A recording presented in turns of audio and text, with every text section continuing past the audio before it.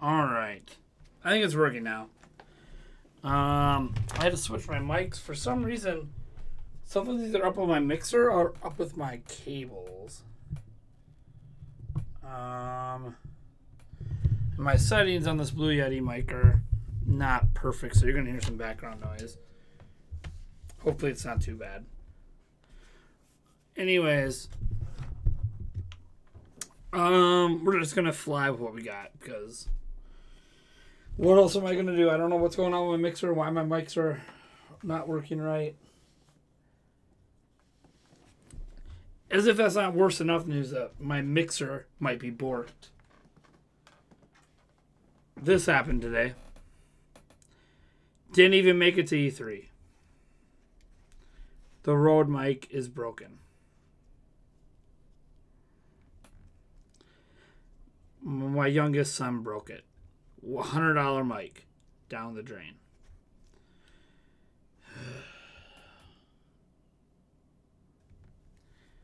So I have a broken microphone for my camera. Thankfully, the camera lens isn't scratched. I don't know how my son got a hold of the camera, if I'm being honest.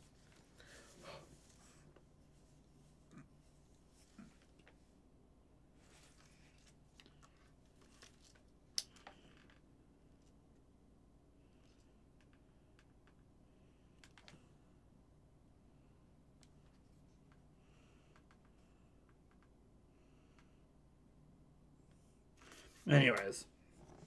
Alright. Sorry. My kids broke into my office when I fell asleep earlier today because I wasn't feeling good. And they terrorized it. Like my Nintendo Labo piano I made. I mean, all the keys are all over the place. They broke my microphone on my camera. They might have broke my mixer, so now my expensive microphones aren't working. Ugh, kids. There's now a giant mess in my office that wasn't here before. It's life. What are you going to do? What are you going to do? Anyways, how's it going? As I was talking before, I had a news video I was going to get out today, but that kind of all crapped the bed. Because I'm having a hard time recording things. For some reason, as I'm talking here in the stream, it's doing okay for me. But when I go to record a video, my voice just gets all gunked up. So I can't get out what I need to say. Maybe I'm thinking too hard. It's a mental thing. I'm not sure. But it's life. Hey, Zenith. Fire your kids. Yeah, can't fire my kids. I wish I could, right? They might have just cost me $300 in audio equipment. $300 in audio equipment. Like, holy shit. That I don't have money to replace, by the way. Like, if that mixer is fucked, I am fucked.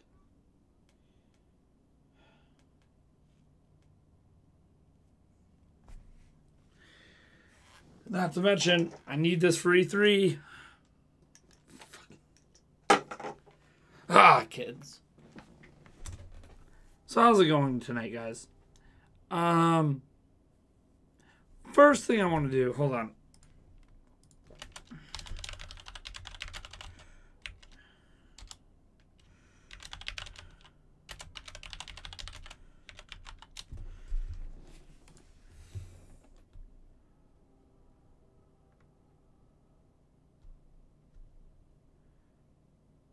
Why are you quoting myself to myself? I have never once bought DLC in Smash. The only DLC for Nintendo I have purchased are ones I believe in. Hyrule Warriors, granted you could argue it's not Nintendo, and then Mario Kart 8 Deluxe and Breath of the Wild. I have never bought individual dinky pieces of content from Nintendo. It's never happened. Not yet. I'm not covering the dank tax fraud scandal. Jeez. Anyways, so what I thought it might be fun to do today, I'm gonna go into editor here, is if we talk about the video I made, right? That I made earlier today about Nintendo becoming EA. Or they could become EA. To be clear, they're not EA.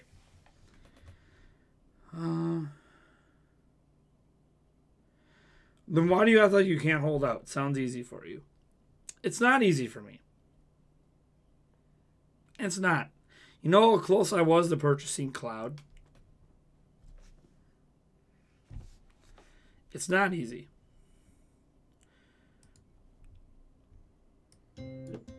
But I have purchased things for other games. I have bought microtransactions in Tap Sports Baseball.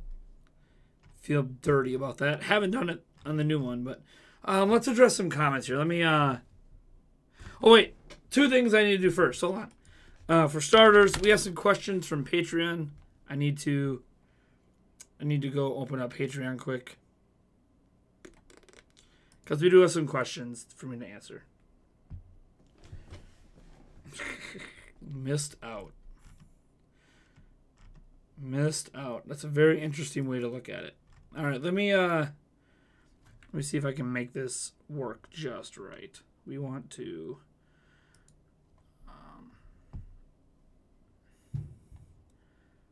turn this on here.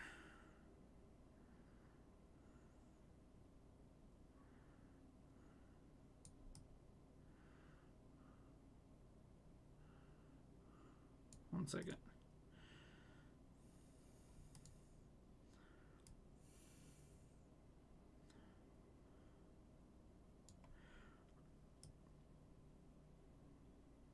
All right. I'm just setting up the questions from Patreon quick.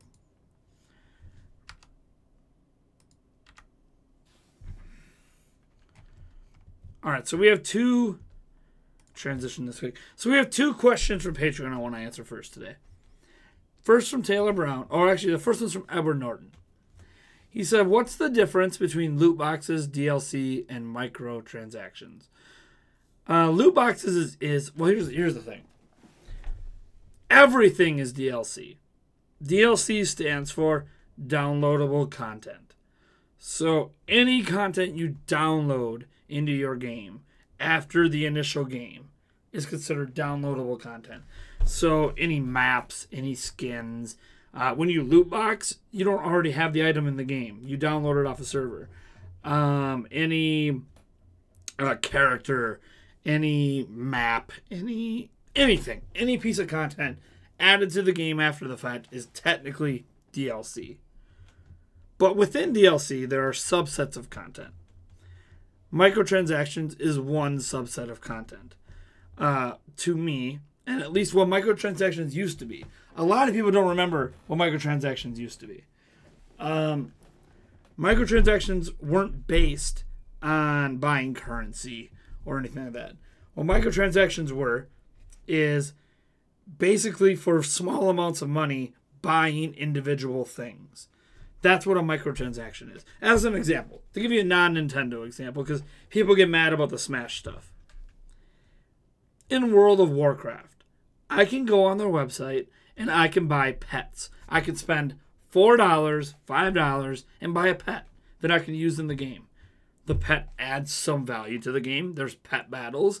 The pet follows you around, so it's a cosmetic item. It's an item you can use in the game. You can level it up. You can do things with it, train it, give it toys, etc. But you can buy it. It's $5. That's a microtransaction. It's a small amount of money to get a specific thing. That's what microtransactions used to be. Today, microtransactions has transformed a little bit to where people only view microtransactions as basically when you buy currency. It's very clever. It's very clever how that lever has changed. Because way back when, EA or Activision or Ubisoft, but let's use Call of Duty. When Call of Duty first started doing DLC, a lot of the DLC they started doing wasn't like packs of content, right? Like a DLC pack. What it was spend $2 and get a map. Spend $5 and get a gun. Spend $3 and get another map. That's microtransactions. Those were called microtransactions. And then DLC was relegated to bigger things. To give you an example, the DLC in Mario Kart 8, like for Wii U, that expansion pass, that season pass, that was DLC. Whereas microtransactions were considered to be dinky transactions, no matter what it's for currency, for a specific item, all of that was microtransactions. Because microtransactions, literally, if you get up in the name, micro meant small transactions. That's all microtransactions meant. So the definition has morphed over time. But yeah, DLC. So like when I talk about the difference, when I talk about DLC, I talk about bigger things. So the season passes, the expansion packs of the world, the giant whatever that DLC was they added to The Witcher 3 that was huge. Like that's DLC to me. Microtransactions to me is any small tiny purchase, any small amount of money for something. So $5 here, $6 there, 75 cents there, $1 there, $2 there. Those are microtransactions because they're mini transactions. Now there's loot boxes. Loot boxes, we obviously know the difference between loot boxes, microtransactions, DLC. Because loot boxes stands out from the crowd. Because loot boxes can be related to microtransactions. They can also be related to DLC. But loot boxes stand alone. Because loot boxes is essentially you open something and you get a random item. That makes it a loot box. How trading cards work, when you go out and buy Pokemon card packs, right? I was big into Pokemon card packs when I was a kid. That's technically a loot box. You bought something not knowing what you're going to get. You know you're getting Pokemon cards, but you don't know if you're getting any valuable cards, or if you're spending you're going to get a bunch of junk, or a bunch of repeat cards, a bunch of energies and trainers you already have. Technically, loot boxes, that is the premise of it. You buy something that's random, and you get a random item. That's what a loot box is. Now, some people didn't have a problem with the premise of a loot box. Even today, people are like, if it's just cosmetic, who cares? If it's just cosmetic, who cares? It should matter for children purposes, right? Because you get no intrinsic value. Now, let me explain this. Like when you buy a Pokemon card pack, if you get lucky and get something good, you could turn around and sell that and get monetary value back. Whereas if you turn around and get something good in a game, say you get a rare skin through a loot box, you can't sell that well unless it's CSGO, and that turned into a clusterfuck. But yeah, and then obviously what EA has done and what people are mad at EA about is pay to win loot boxes, where basically you are getting loot that gives you an advantage in competitive multiplayer games. Now, if you get loot that gives you an advantage in a single-player game, people don't care necessarily about that. But that's what a loot box is. It's a random, you purchase something, whether with in-game currency or currency you spent, and you get something back that's randomly generated. OJ wants a debate from the comments. Does he really want to debate tonight? I'm available tonight if he wants to go. I love OJ. OJ's a good guy. So that's kind of the differences to me. You guys might not agree with that. You guys might not agree at all. But trash, says OJ. OJ and I have had some interesting conversations lately. Let me transition back to me. Did he actually comment? Let me go look. I didn't pay any attention to see if OJ commented on my video or not. See, OJ was part of the Smash cast when I first brought this up.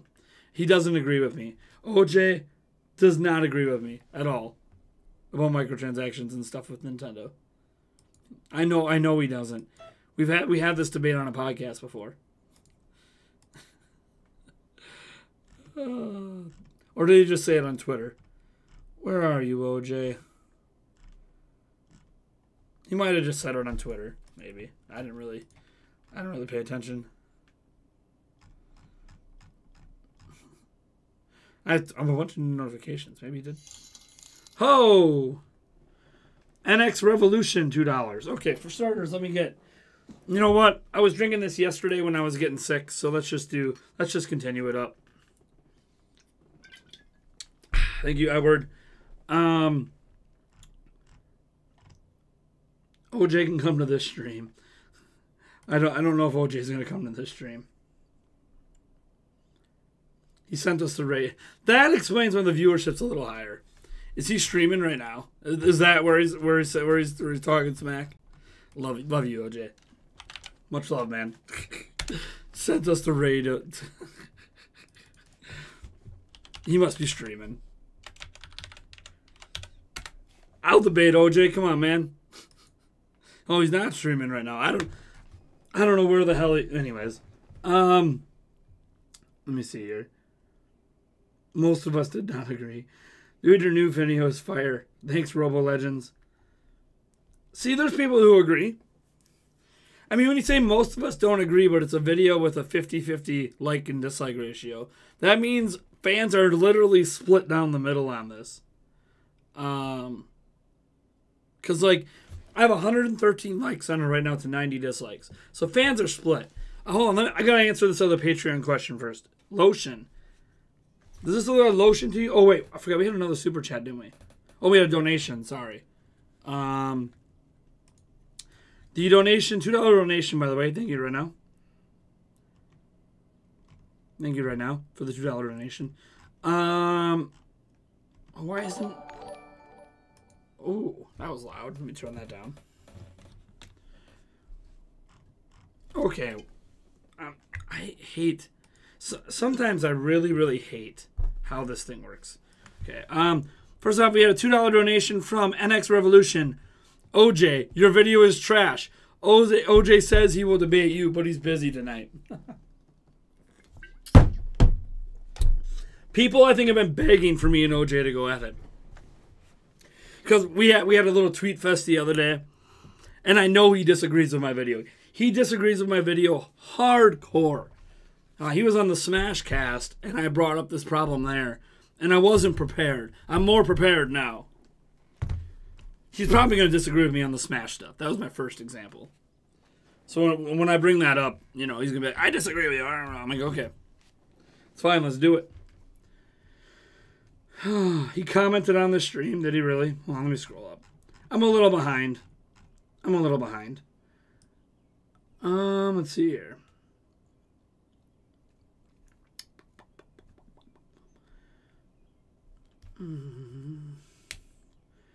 OJ raid. OJ 7 video is trash. OJ. Lots of OJ versus Nintendo Prime. Love that guy. Oh, man. Rating. There he is. Coming for you, Nintendo Prime. There he was. He called me out earlier. Earlier on the stream. Oh, good times. Gotta love a good debate. Debates are good.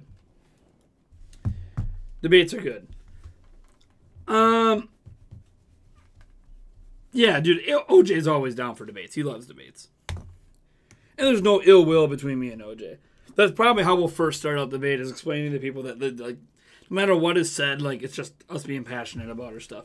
And NX Revolution, thank you for the sub. I saw that. Thank you so much. So let me see.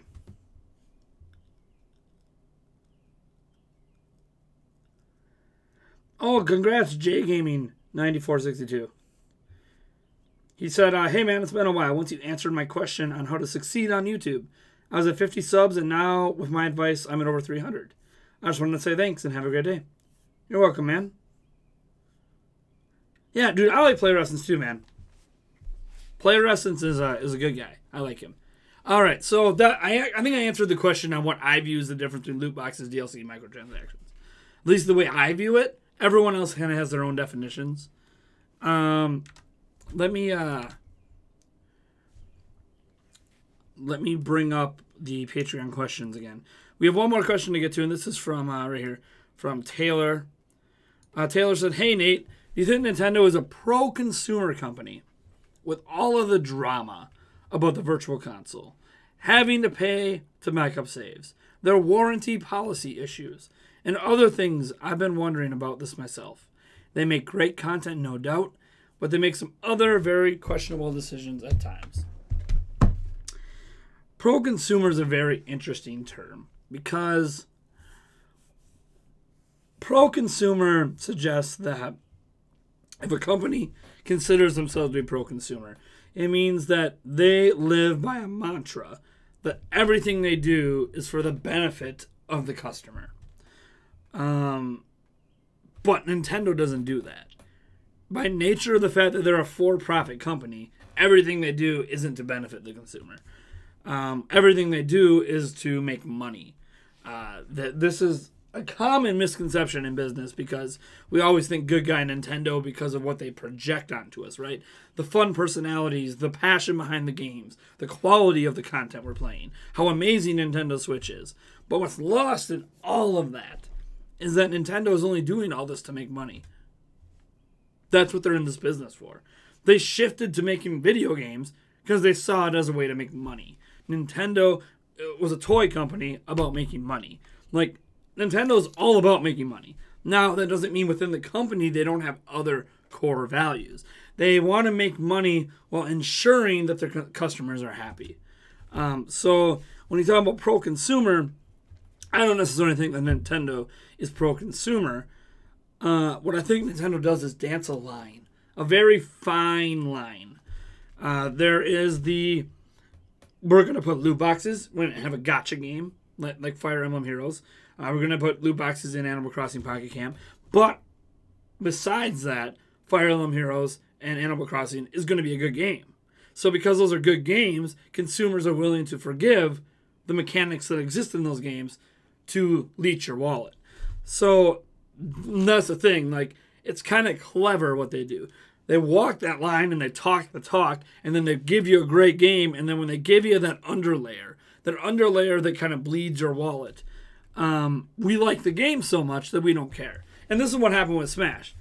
Smash for Wii U and 3DS is, in my opinion, the best Smash game in the series. And because it's so good, because people just scoff at, oh my god, it's only $4, $5 to get Cloud, Corrin, whatever, $5, Bayonetta, $6, whatever. Like, people don't view it as anything more than that's nothing. I would gladly pay that for those characters. Nintendo, what they did is they said, here's your full $60 game, and then here is you're like, this is the good. Like, here's the line.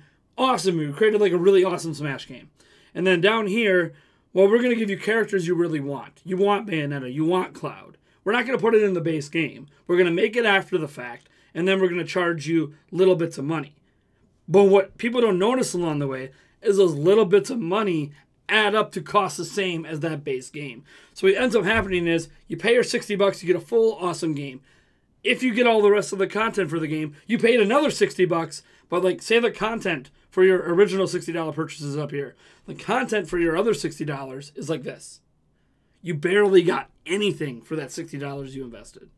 And you don't care. Because you like that you got that content at all. You would have gladly paid more, I'm sure. You would have probably paid $10 for Bayonetta or something. And that's where like the difference comes in. Because you want that character so bad, you'll forgive the nickel and diming pricing they're doing. And I just don't think we should be so forgiving. I think we should be requesting they put it in a season pass. $20, give us all the characters, all the stages, all the stuff that you're going to add after the fact. That's what I think they should do. And I'm not ignoring that Splatoon 2 and ARMS and other games like add free content. Obviously, in an ideal world, that's the most pro-consumer thing you can do. But now look what happened. Splatoon 1, all updates were free. Splatoon 2, everything's been free until the Octoline expansion. Now, what's key here, though, is when they decided to charge for an expansion in Splatoon 2, they're giving you a significant amount of content for a small price. You are getting a better value from that Octoline expansion pass, for cheaper, by the way, than the value of all of the Smash DLC put together. All the Smash DLC put together is more expensive than the Octoline expansion, but it's giving you less in comparison. That's my issue with the Smash stuff. But for most people, it's not going to bother them. I mean, we speak with our wallets. Ultimately, that's the reality. We speak with our wallets. So if it doesn't bother you, it doesn't bother you, and I can't make it bother you. All I can say is that what I am arguing for is to your benefit. Even if you're okay with the way it is now, I'm arguing for something that's better. I'm arguing for it to be cheaper. And that's what's so weird when you see so many people get mad at me about it. I'm not saying don't have that content. I'm saying let's package all that content together for a cheaper, consumer-friendly price. So we're still paying for it to exist, but we're paying for the relative value of that content in comparison to the base game. So I'm arguing for you guys to still get that content, but get it for cheaper. But people don't care. That's not what they hear. They hear, no. You're saying you don't want that content. I mean, it's not ever what I said. I want that content. Ada McFarlane, by the way, chimed in with $5. This one's for you, man. He says, I really don't like Pocket Camp loot boxes. Even if it's just cosmetic stuff. It just doesn't feel like the Animal Crossing that I grew up with. Well, Pocket Camp isn't as good as normal Animal Crossing games. It's not supposed to be, though, right? It's that pocket version of the game. So it's supposed to be like a slice of Animal Crossing. But yeah, I don't like the loot boxes in it either. It does not fit. Like, it fits because other games like Animal Crossing do it, but I don't like it. And now are they going to put loot boxes in Animal Crossing on Switch? We don't know. They might do it. They already have it. They've already introduced the mechanic, so what's to prevent them from putting that in the Switch version? Absolutely nothing. Absolutely nothing. Let's see here. OJ said, let him edit this video and then okay or tomorrow. Mama Mercy Gaming, if you're talking to OJ right now because I'm in the middle of a stream, let him know tomorrow I have a Prime cast from 8 p.m. to 10:30. If he wants to come on that and debate with me, he can. The Prime cast, we talk about news, and we could spend, the first half hour or so debating that if he wants to come on. If he's interested, of course, if he has time. I don't know if he's got his own streams planned or whatever. I don't know his full schedule. Have I been yelling a lot? My voice is hoarse. I'm sick, Elizabeth. I have a cold. I've been pounding the vitamin C. I've been, this is my dinner right here. It's a salad. But no croutons or anything. I love croutons. No croutons today. Oh, he says he'll debate me today if he wants. Yeah, I mean, if I'm around, we'll see how long my voice holds up. Of course, it sounded like this all day and it's still holding up, so it doesn't feel like it's about to go out. I'm sick, as I said. I still have energy, obviously, if you can't tell. I'm energetic. I'm not tired. But I also got to spend some time with my fiance tonight. She's her first night home in 3 days, so.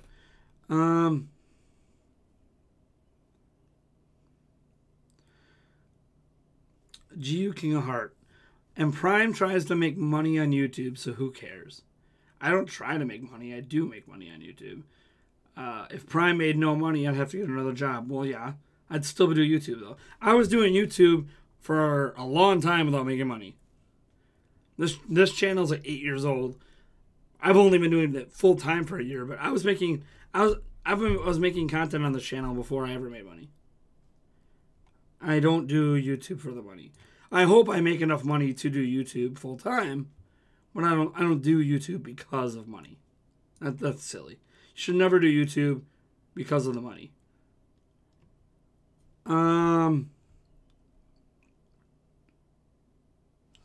Let's see here. Scrolling down. Cough, cough. Brawl was underrated. Yeah, Brawl was underrated. I think, hot take. Brawl was better than Melee.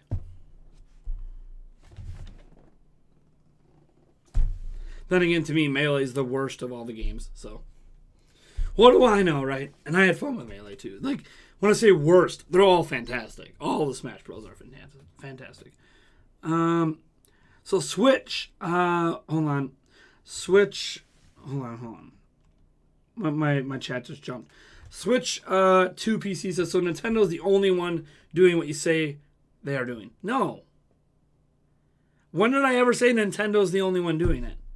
When does other people doing shitty things make it okay for Nintendo to do shitty things? 2 wrongs don't make a right, just so you're aware. Other people doing shitty things doesn't mean Nintendo is okay to do shitty things. What I am saying is, there's a way I would like Nintendo to do it, but they're not doing it that way. for most of their games. They did do that for Breath of the Wild. They did do it for Mario Kart 8 Deluxe. Oh, we had a $2 super chat. Zenith, here's my microtransaction. Might be a patron soon. Thanks so much. Thanks so much for the support. Zenith.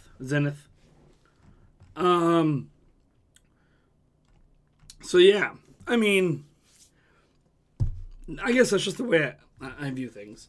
Sorry, there's a lot of chat going on. We shouldn't have this much. Chat's usually not going this fast. It's hard to read. Let me see if I can catch any more questions or anything. One thing I ignored is Sakurai was putting overtime for those Smash DLC characters. So, that's his job. He wants to put in overtime. Did you not see his recent column? He talked about how he goes home at 10, and he doesn't want to do that. He wants to be able to... He doesn't work the OT anymore like he used to. He wants to do that, but now Japanese law is like not letting it happen. Like, people who are passionate about what they do always put in overtime. Let me give you an example. I put in roughly 80 hours a week at Nintendo Prime.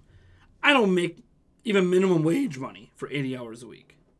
But I put in the overtime not for the money, but because I love what I'm doing. He puts in the overtime because he loves what he's doing. His reward is in the payoff of people enjoying the game. It's really that simple. Plus, he's paid. He's paid very well, by the way. He works as a contractor because he's technically a freelance developer. And he actually gets paid more than some of Nintendo's own developers do. So he gets paid very well, very handsomely for what he does. But he doesn't care. He likes working overtime. When you are passionate about your work, you automatically put overtime into it. It's just what happens.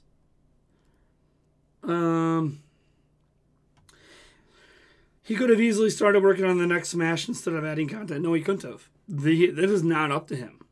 Guys, Sakurai does not work for Nintendo. He is not part of Nintendo, has not been part of Nintendo for a long time.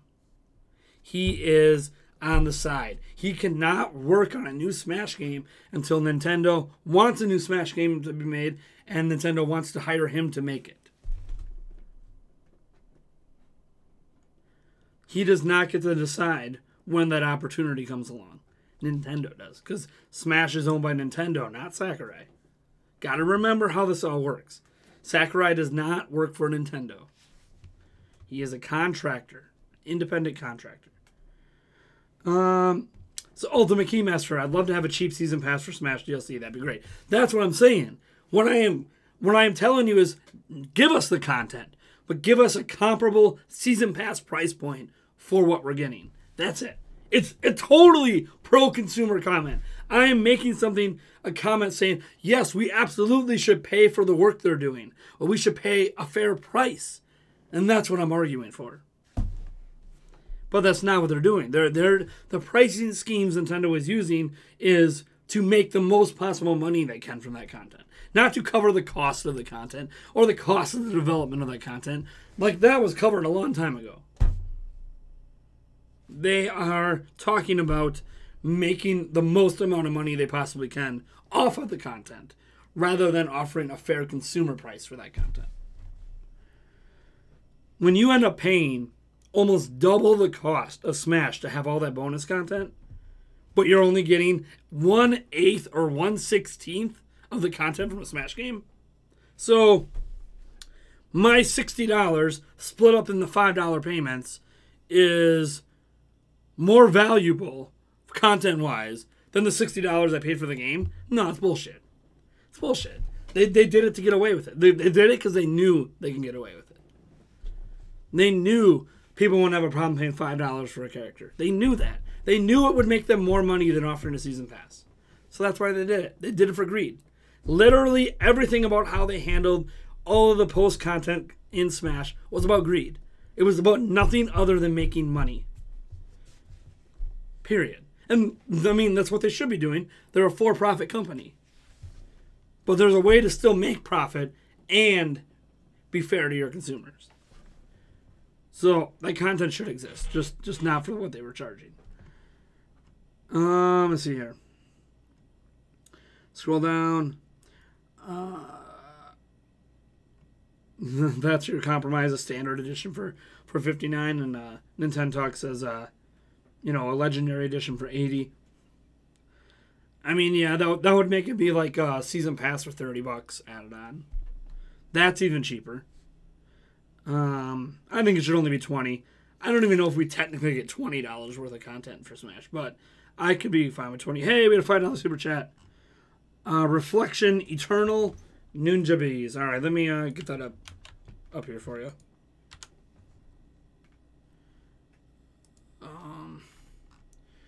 Let me get that up here for you. I don't have my headphones ready, I don't think.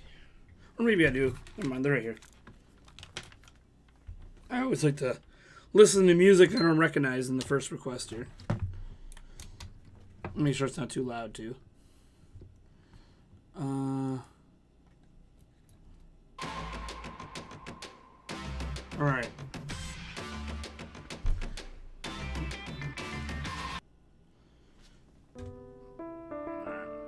Alright, I got that music playing now. I might actually turn it down a bit, because I'm not talking as loud as usual. Alright, so let me scroll back up and catch some other arguments here.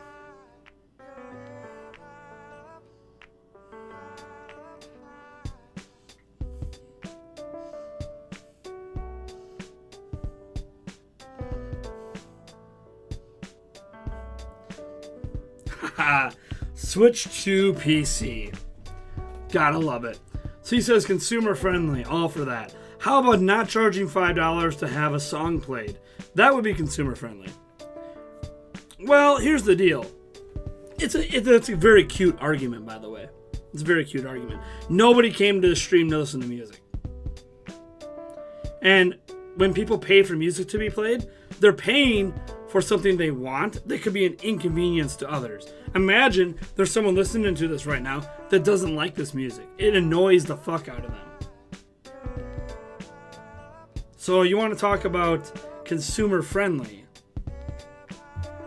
People didn't come to the stream to consume that. They're not required to do anything with it. They're paying for what might be a chance to annoy other people.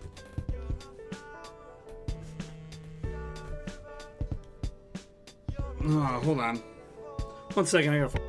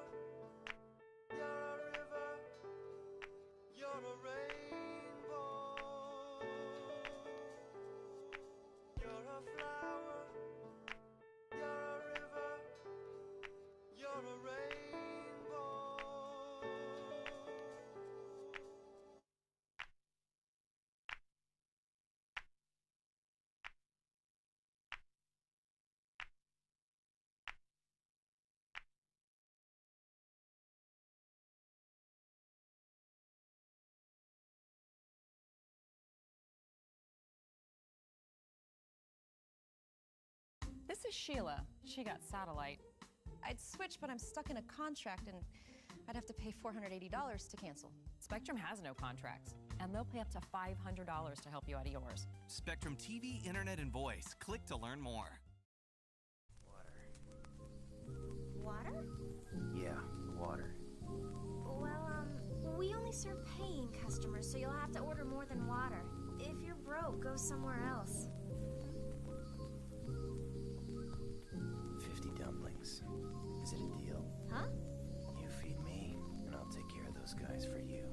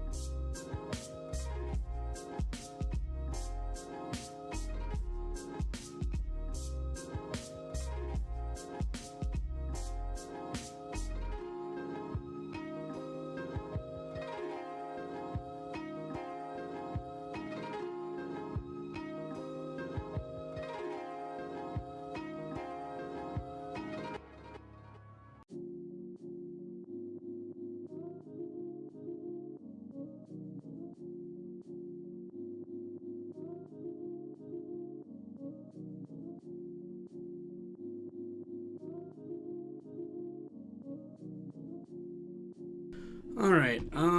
Sorry about that. My daughter came home. I didn't know she was coming home tonight, so I had to go get her in bed and stuff. The life of a parent, all about unexpected things, right? Unexpected things. All right, let's see where I left off here. Your voice is so hoarse. It's more hoarse. Yeah, I mean, what are you going to do? I have a hoarse voice right now. It's a life. Thanks, Elizabeth, for saying you hope I feel better soon. I hope I do, too.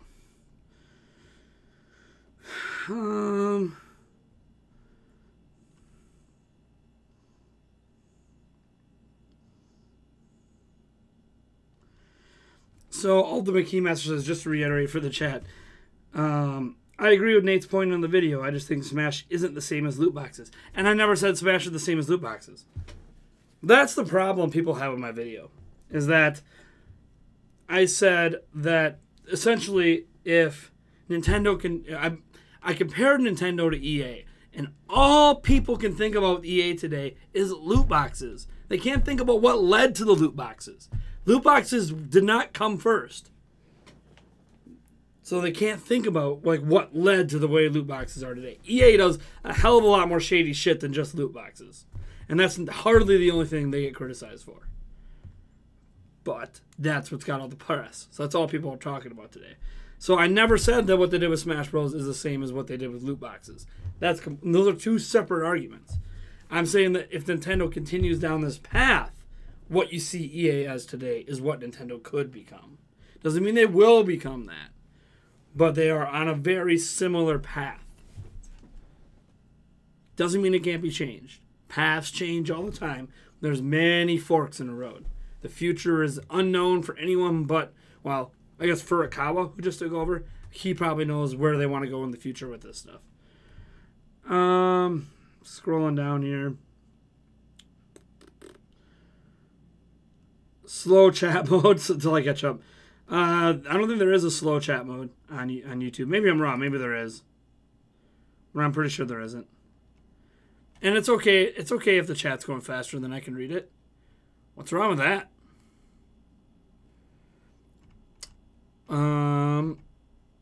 I don't think there's anything wrong with that anyways. Oh, and I never did my drink for Edwards thing. Thank you, Edward.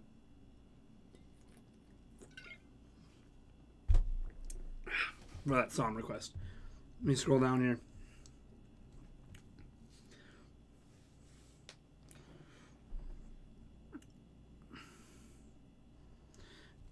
Yeah, so he didn't even used to work for Nintendo. He worked for HAL Labs. Isn't HAL owned? Correct me if I'm wrong. Doesn't Nintendo own HAL Labs? I'm looking it up right now. I thought they did. I know they didn't at first.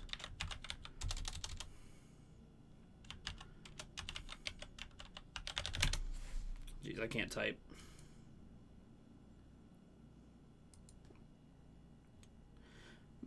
I'm just looking up right now this article to see if they own them.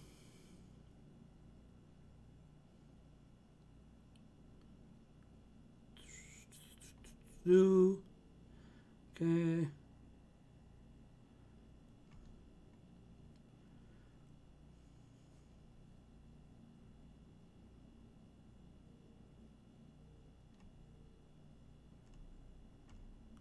Hold on, I'm just reading right now. It looks like...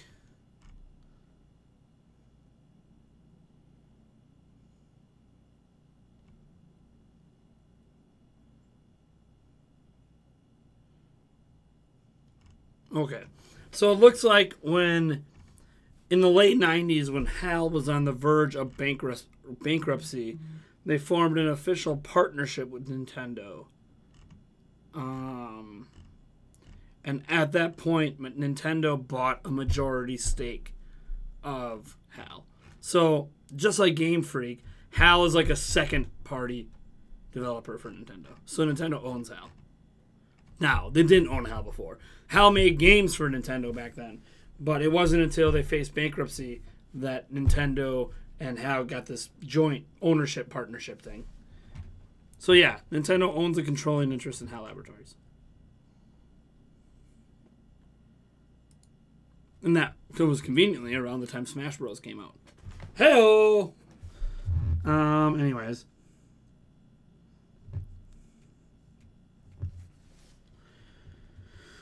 Let me scroll down here. Cloud didn't come cheap.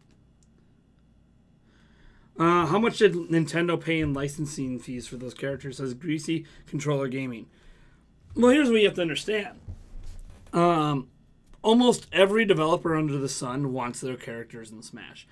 So I have a feeling licensing fees to get a character appearance in Smash is a hell of a lot less than you think it is. It wouldn't even be surprising if some companies, like Konami for an example, actually paid Nintendo to put Snake in. We don't know what's happening behind closed doors, but what we do know is that companies talk publicly all the time about how they want their characters in Smash.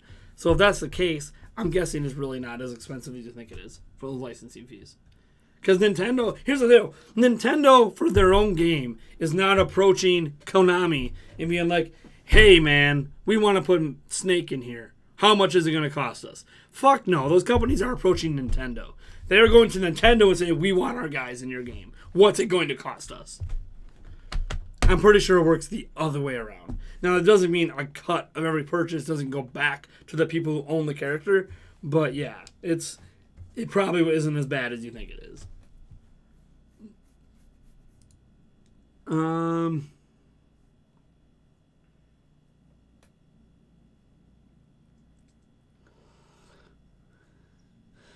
Honestly, how do fans... Geo King of Hearts says, honestly, how do fans determine a price of a game? Why do people say a 2D game should be $30 to $40 and open world game should be $60 max? I don't think it matters if you're 2D, 3D, open world. None of that matters to me on pricing. It's the amount of content, the quality of the content, the quality of the game. So I could play a 4-hour game that I end up thinking is worth $60. I could play an open world game that's terrible and think it's not worth more than $20. A lot of perceived value, obviously. Even when we're talking about DLC, microtransactions, a lot of this perceived value is all about personal experience. Like, what do you personally see as valuable? This is why so many people disagree with me on the Smash stuff. They view as, even though it is comparatively expensive, to them it's worth it to them. I can't tell you you're wrong for saying that it's worth it to you. All I can tell you is that my argument is we should still have that content. It should just be cheaper and an easier to purchase package. I think right now Smash Bros, I was going through it, it has 18 or 19 different bundles you can buy. It's really confusing, to be honest, when you look at the website. How many different bundles they sell, combining different characters and different DLC stuff together. It's really weird.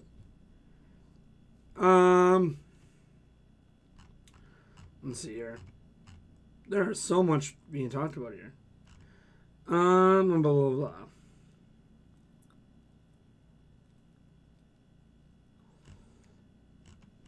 Let's just go. You know what? There's so much being said. If you have a question for me, be sure to ping my name so it highlights it. This is actually a very good opportunity to take advantage of the fact that, hey, at Nintendo Prime me in the chat if you want me to read your question.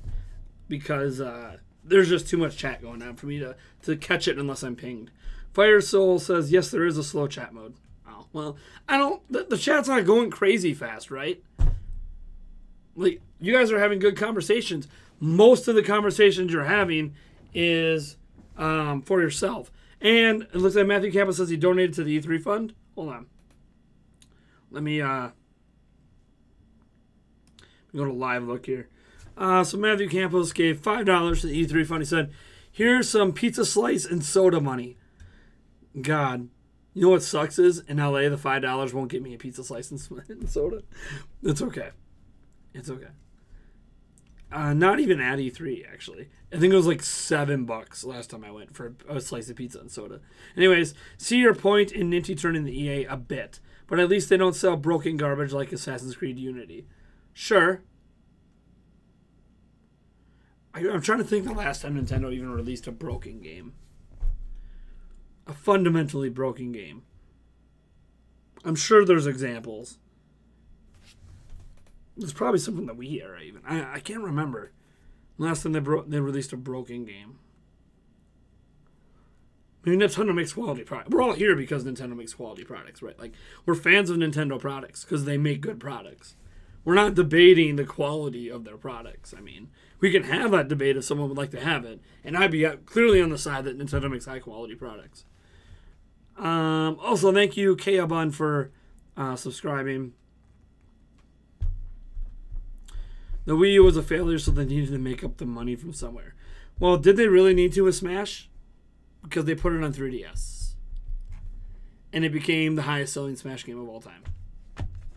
So, like, it's hard for me to be like, oh, they needed to make the money from somewhere. I'm the highest-selling Smash game of all time. This one's for you, Matthew. And again, I love Smash Bros. On Wii U and 3DS. Mako85 says, I sound off. Am I feeling okay? Cold.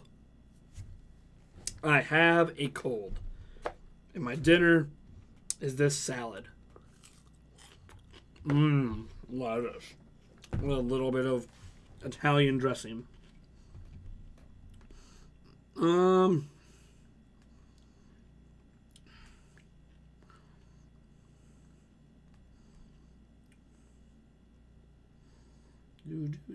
Animal Crossing and Fire Emblem are basically third-party devs. No, they're not. Animal Crossing and Fire Emblem are not third-party devs. Come on now. They have to do microtransactions to compete with a massive number of games on mobile. So are you talking about the mobile games are by third-party devs? Okay. I completely disagree. You gotta remember, Nintendo has a wide fan base and a wide reach and a way to advertise these things. Nintendo does a really poor job advertising their mobile games, to be fair. A really poor job. But I'm okay with microtransactions and free-to-play games.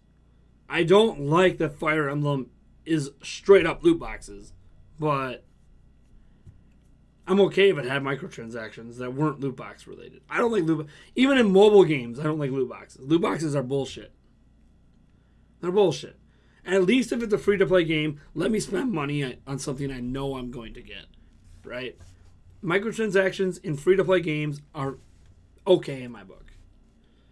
Loot boxes, even in free-to-play games, are not. Loot boxes, I wish they could just be eliminated. Just gone. Save gambling for the casino, where you might actually get a positive return. Scrolling down.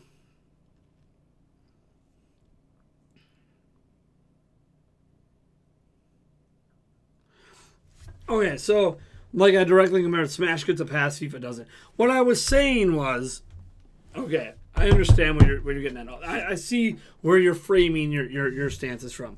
I wasn't comparing loot boxes directly to Smash DLC.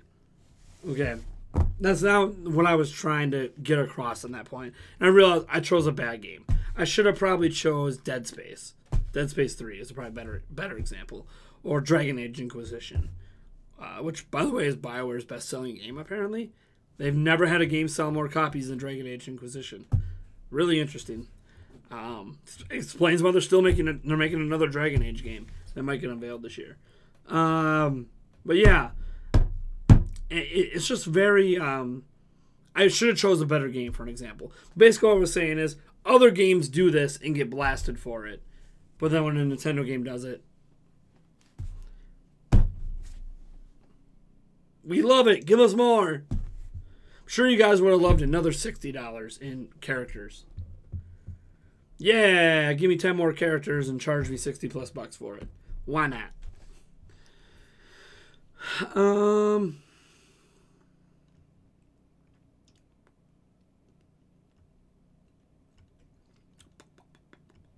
Let's see here. All right, you got some people pinging me here. GU King of Hearts. Skyward Sword is the closest to broken due to glitchy controls. Completely fucking disagree. Skyward Sword has the best controls in all of Zelda. Those motion controls are on point and flawless. The only issue I'm willing to give is that for some people that had issues with the motion controls, they one of two things happen. They either paid zero fucks to the tutorials that taught you exactly how to do everything, and they just ignored it and tried to do it their own way. Or 2, they had something interfering with the signal of their controller to the Switch, which is possible. It's wireless. So lots of wireless interference can lead to this issue. But beyond those issues, which are basically user error and can't be helped because Nintendo can't know what devices are in your house to cause interference, the controls work flawlessly as designed. Skyward Sword is the most fun in combat I have had in any game I have ever played in my life. It is so good. So good. So when you talk about broken, it ain't fucking broken. The controls aren't glitchy. There's either wireless interference in your home, or you didn't read the tutorial, or your controller's broken. I guess it's the third option. I'm telling you, there are numerous videos, including I think some of my own on this channel, that show me playing Skyward Sword or other people playing Skyward Sword where the controls are flawless. And so they modified the game to make that happen. That's the way the controls work. Glitchy is not due to the controls in the game. I've seen so many people try to point and shoot the bow in Skyward Sword and tell me how terrible the controls are that it makes me want to throw up. Because that's not how the bow controls. They just say, it's glitchy, it's broken, mess. Oh my god. You didn't read the tutorial, did you? Let's see here. I don't think there's been a fundamentally broken Nintendo game in a long time. Probably back in the NES days, there might have been some. Probably on Game Boy, too. Way back when. Like an actual Nintendo published game. Skyward Sword's your 5th favorite game, Zenith. Good for you, man. Nintendo's becoming EA for mobile. Adam, my father says, do you think some DLC could be compared to Apple making a good-looking product and then making you pay extra for dongles and wireless headphones? That's kind of what they're doing with Switch with accessories, right? Switch with accessories and with the way their warranty was kind of worded out. They were trying to be like Apple. They were trying to be like, yeah, you can use third-party stuff, but if third-party stuff breaks the system, we're not going to fix it for you. So only buy our officially licensed, overpriced stuff. That's the only comparison I can make to Apple.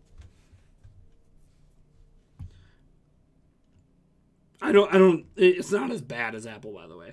I'll give you an example. This cable, which you guys probably can't see. Maybe you can right here. That cable is an official USB-C to USB-C cable from Apple. This cable cost $45. On Amazon, I can get it for $10. And I don't even have an iPhone. I just needed a USB-C to USB-C cable instantly and couldn't wait 2 days for Amazon. So I had to overpay. Because it's the only USB-C to USB-C cable that even exists in my area. Is from Apple.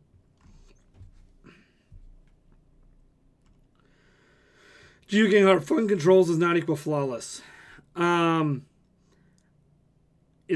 more than just fun. They work perfectly. If you watch the tutorials and do the controls exactly as the tutorials tell you, the controls work exactly like they're supposed to. The game has a learning curve to the controls. I think that's what people hated about it. That learning curve. Once you get past that learning curve, Skyward Sword's controls are amazing. Not just fun, like literally intuitively amazing. I have never once in my life felt like I was more engaged in a video game than when I played Skyward Sword. Just from the combat and control, from a controller perspective, I should say. There's other games I felt more engaged in, but not based on the controller I was using.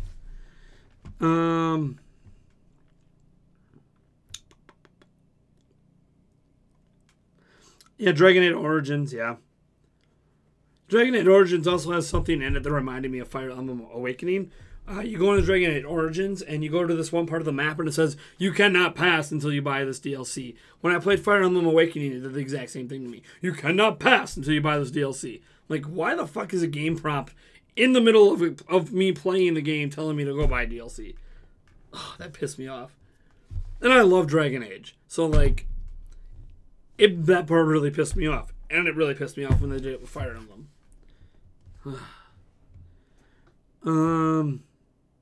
It's even worse when you hit that paywall and it says you need to buy the DLC at a future date because the DLC is not done yet. So it's letting you know they were planning for DLC beforehand and there's going to be more here. But sorry, we have to wall you off because, we can't just pretend this area doesn't exist. We have to let you go to it so we can tell you to buy DLC in the future. It's just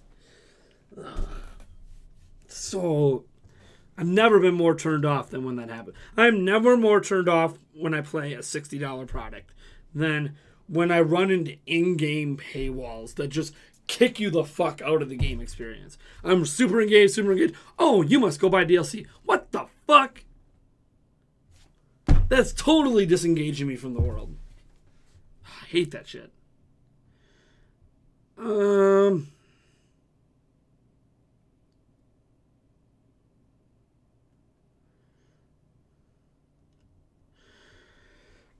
I'm sure you guys were fine. I played Metroid Prime Trilogy just fine.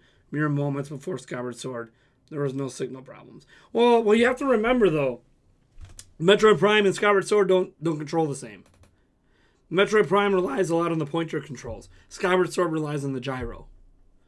So, the pointer controls are with the IR camera. The gyro is the actual wireless signal from the controller to your console. Those are actually two different signal types used between those two games. Just to let you know. So if you had issues with Skyward Sword, but didn't with Metroid Prime, they're not using the same signals. So, for most of it, the slingshot in Skyward Sword uses the pointer controls. Oddly enough, I don't know why it doesn't have you pull back like this. Maybe the game kept getting confused. The bow or the slingshot, because the bow motion's kind of like that too. I watched Nintendo's E3 2008. Oh boy, indeed. That was a bad E3 for Nintendo. Matthew Campos says, Skyward Sword motion controls suck. I spent 45 minutes on a boss. It should have been taking 7 minutes. The boss is where you have to roll bombs up and down. That boss was a joke. I finished that fight in 2 minutes. I know what boss you're talking about. That boss was super easy. I don't know what to tell you, man.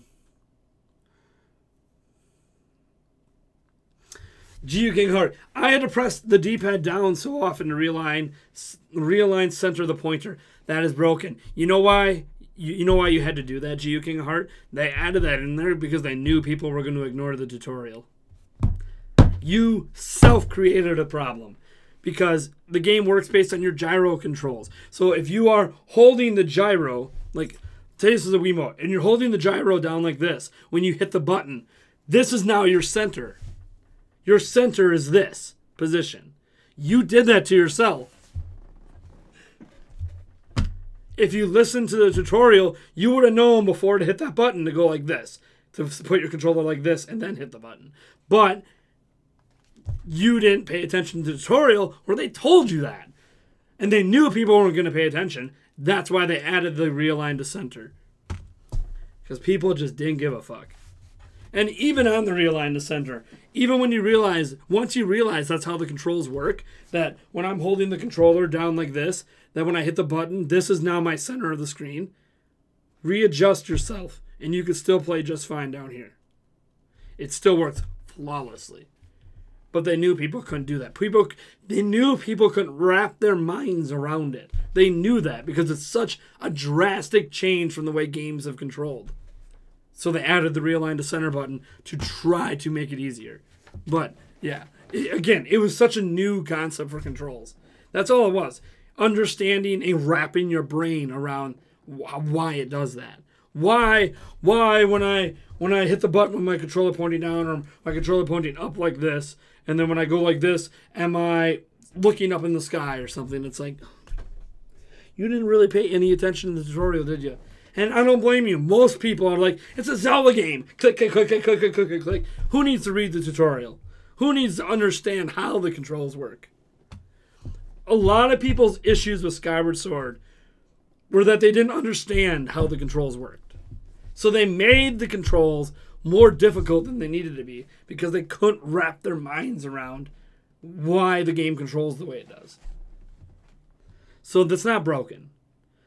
It has a learning curve. And you just never got over that learning curve. It's like anything in life. Is chess broken because someone might play chess and not understand how it works and get their ass whooped? Doesn't mean chess is broken. It means you haven't gotten over that learning curve. Anyways, I love Skyward Sword, so.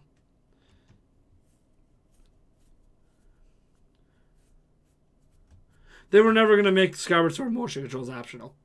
That was supposed to be the main appeal of the game. That was never going to happen.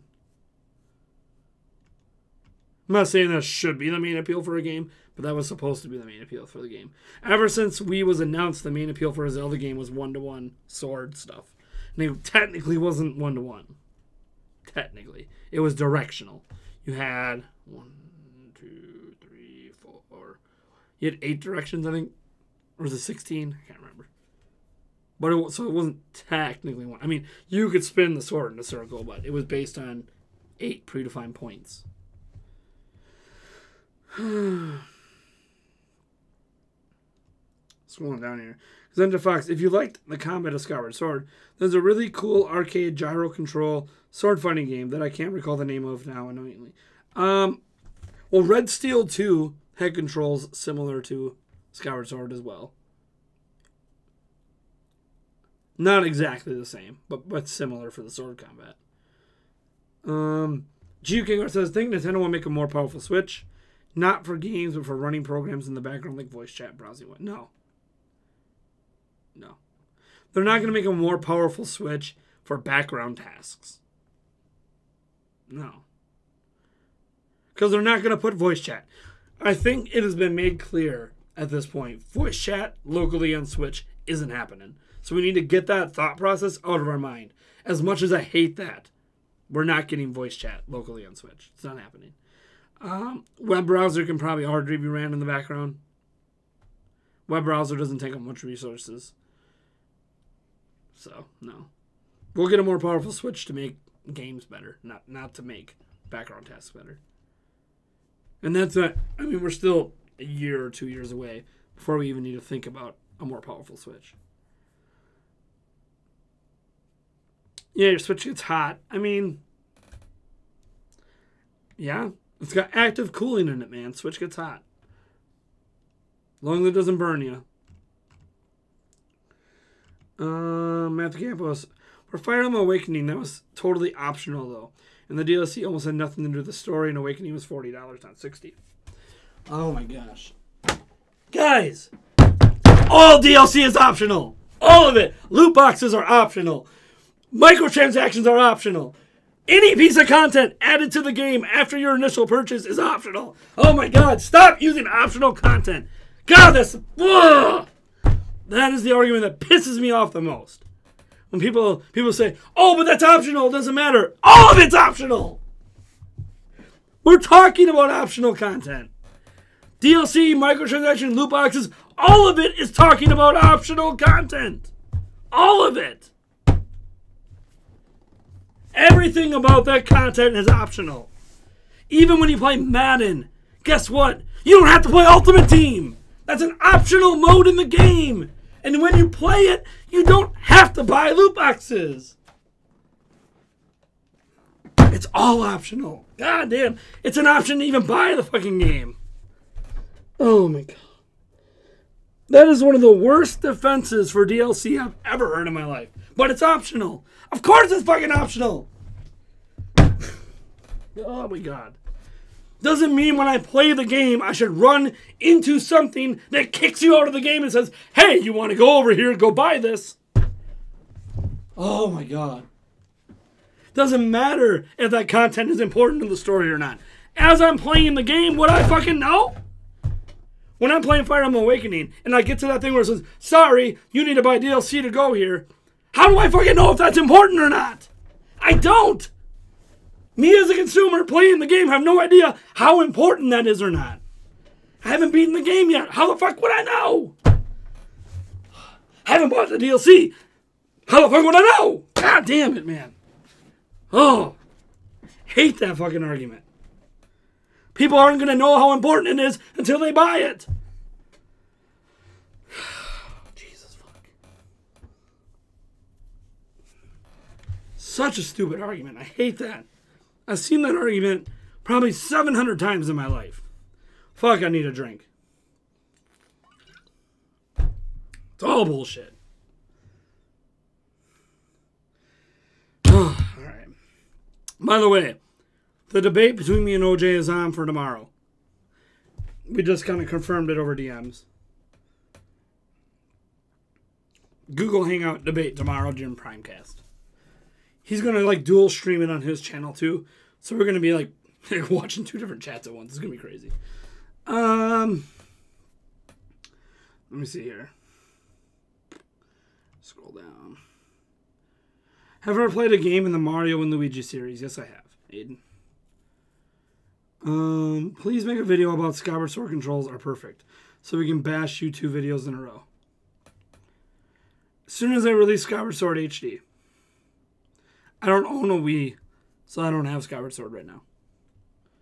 So if they bring it to Switch with the same controls, you'll get a video about how much I love the controls. By the way, no controls game is perfect. What I mean by that in Skyward Sword is there's one instance of the controls I don't like, and that is the flying of the bird. When you have to go like this to flap the wings, it's just annoying. They're just doing it to do it. It works, but it's annoying. That I don't like. But again, that's also personal preference. It works as intended. It just isn't more convenient than a normal control.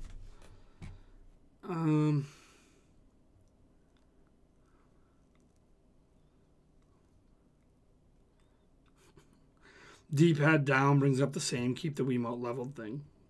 Doesn't it? If so, I did that. It still worked. Or you think you kept it level. Most of us don't know how to hold our hands level. Like, technically, to me, I'm holding this controller level right now. But I'm looking on camera, and I can tell it's slightly tilted. It's not actually level.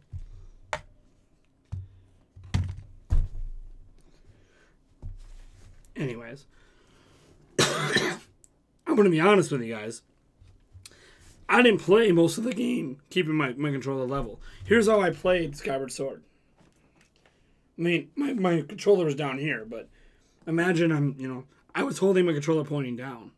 Your controller does not need to be level to play Skyward Sword. What you need to understand is how the controls work. What you need to understand is wherever your controller is pointing when you hit that button, that is the center of your screen.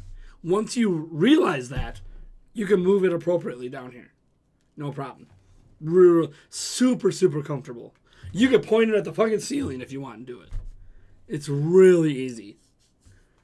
It's just hard for people to understand, wrap their mind around that. Because when they're looking at a screen and they have a motion control in their hand, their instinct is they got to point it at the screen.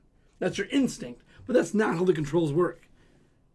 The center of that screen, when you hit that button, is based on the angle your remote is at. So if I'm holding it like this, that's the center of the screen. I could still perfectly play with me holding it like this. Oh, look, there's a slash left. There's a slash right. There's a slash cross. There's the down slash cross. Here's the spin. Like, you can do all the controls just fine. It's wrapping your mind around that concept that people have an issue with. You don't need to center your remote. That existed because they knew people couldn't wrap their mind around the concept of the center of your screen when you go into combat is based on the angle of your controller. Because it's weird. It's different. Games don't do that, right? Anyways. Nate, I have read the mother thumping tutorial. The mother thumping tutorial. Mother thumping tutorial. Well, then you should understand how it works. You should understand exactly what I just explained. Because it is explained in the tutorial. I am not a Nintendo brand ambassador, Mr. Vacca. Nope. I have applied to be. Haven't been approved. I wonder why. They don't like the people that criticize them. So. Let me see here. Damn, I click and Nate is ranting. It happens. Let's see here. Maybe it's a huge difference between purchasing Destiny and Fire Emblem Awakening. Plus, they specifically say something about how it's Outrealm. It has nothing to do with the world you are in. Okay. Matthew Campos. You are missing the entire fucking point of what I said. When you play a game and you hit a paywall in that game that says, to continue, you must buy this DLC. It doesn't matter if it takes you out of that realm. How do I not know that it's important for me to go out of the realm or not? How do I know? I don't, as I'm playing the game, I don't know if that's important or not. It's not like the game tells you, hey, this isn't important, but we want you to buy it anyways. That's not how games do their DLC. They don't tell you if it's important or not. They want you to spend the money and find out.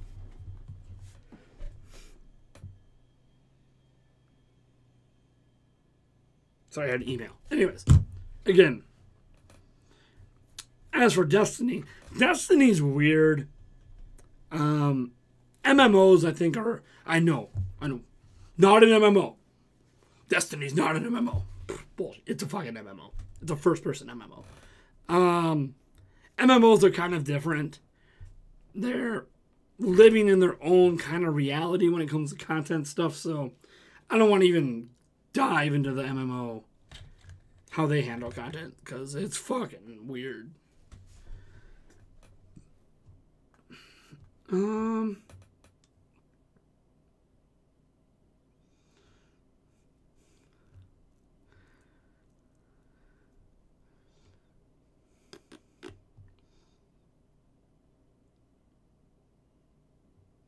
Nate, you put the Wiimote on the floor. I'm not dumb enough to trust my hand to keep that level for a center test. That's funny. That's funny. I don't know what to tell you, Ultimate Keymaster. I never had the issues you did. See the thing. All I can base what I have to say is off my own experiences. I have played Skyward Sword on 5 different Wiis with like a dozen different controllers. Never had an issue. At different houses too, not just my house. I've never had an issue. I mean, now when I say that, it doesn't mean I've never recentered. But recentering was either my fault or because at the time, I couldn't wrap my mind around the angle thing of the controller mattering. Once I wrapped my mind around it, I'm like, fuck, it's like a light bulb just went off. Like, literally, I was like, in the first dungeon of the game, you know, where you hit the beetle and you're controlling it like this, you know, flying around. And it's like halfway through that dungeon, something just went, I fucking get it. And from that point forward, the game was like one of the best experiences combat-wise I've ever had. It was so awesome. But, again, to each their own. I always said for Skyward Sword that even if the controls were flawless for everyone, the way they were for me, it doesn't mean you like them. Because it's different. And it's so different that people might just prefer buttons. So, just because I love it doesn't mean you need to. That's basically what I'm saying. It's okay. I understand that. Just like I don't like the way they do DLC with Smash. Doesn't mean you can't be okay with it. You're more than welcome to be okay with it. You're just not going to convince me to be okay with it.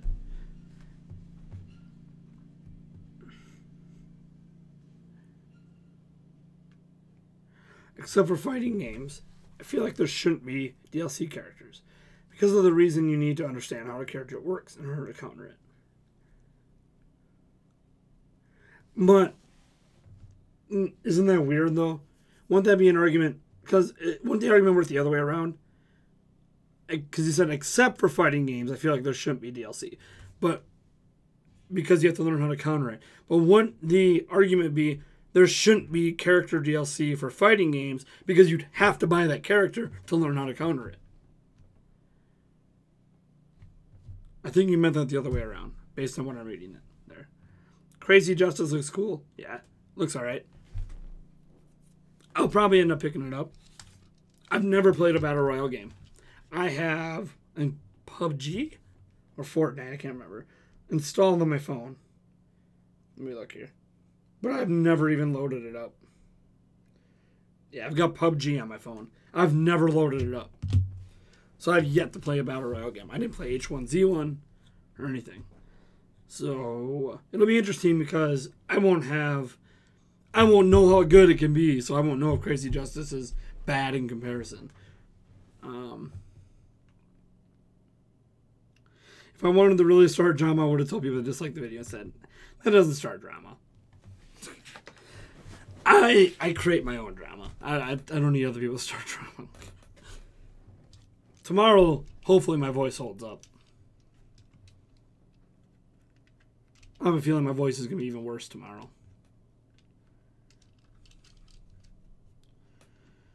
Scrolling down here.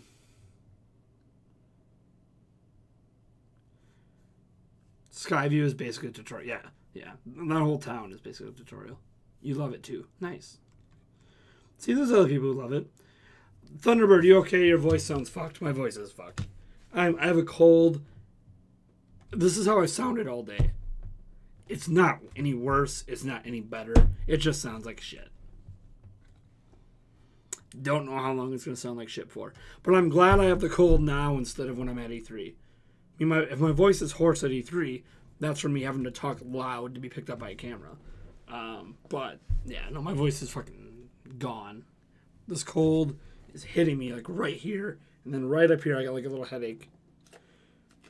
Got to finish this dinner eventually.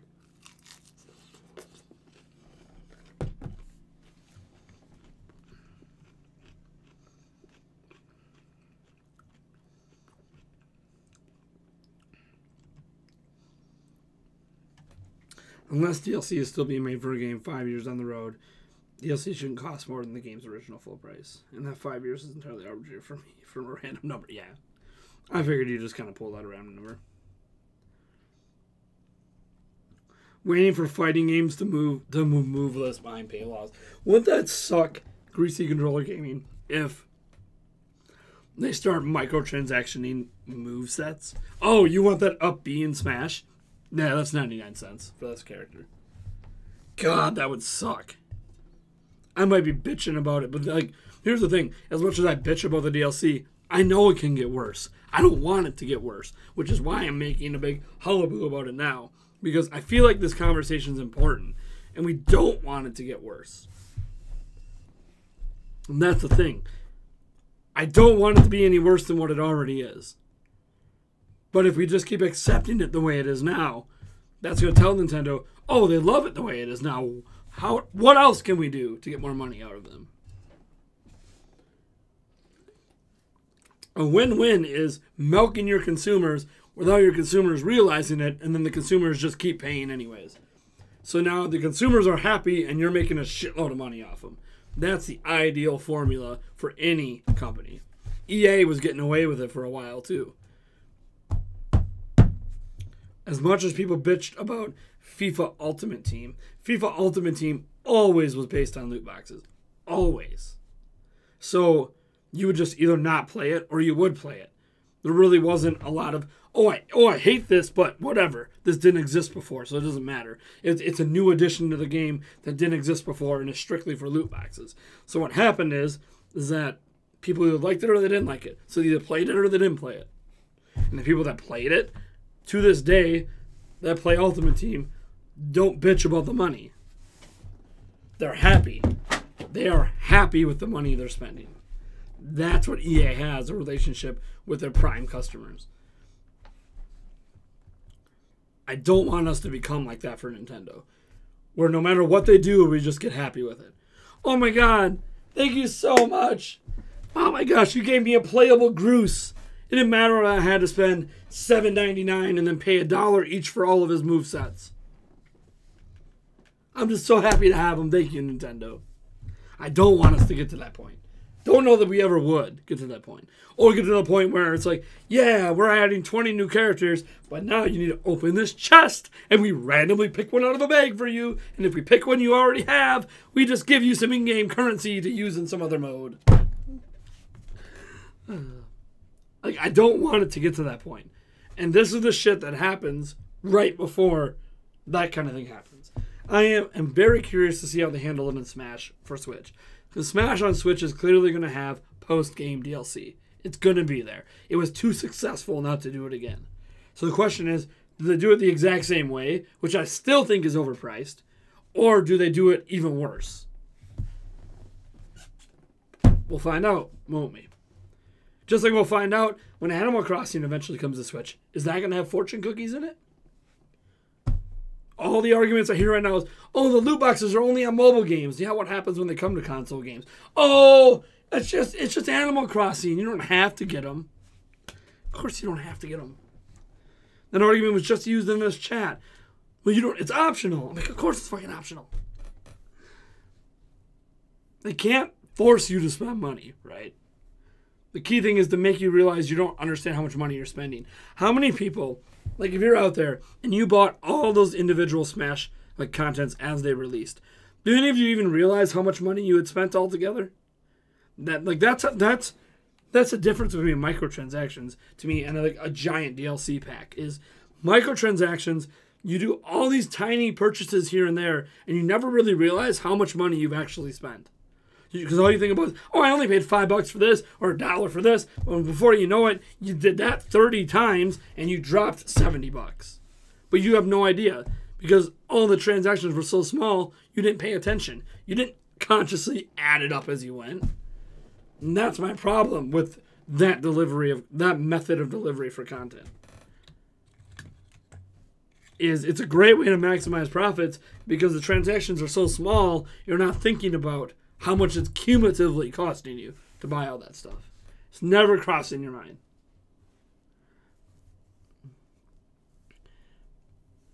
Pay to win. You could argue that for Bayo and Cloud. I never bought Bayonetta or Cloud, so I have no idea what they played like. To be 100% honest, your money don't matter.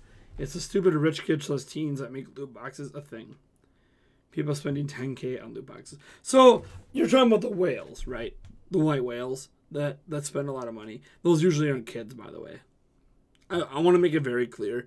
The whales that support loot boxes on the whole are not children. They're adults that either have a gambling addiction issue, an addiction issue, or way more money than God. Okay? Just throwing that out there.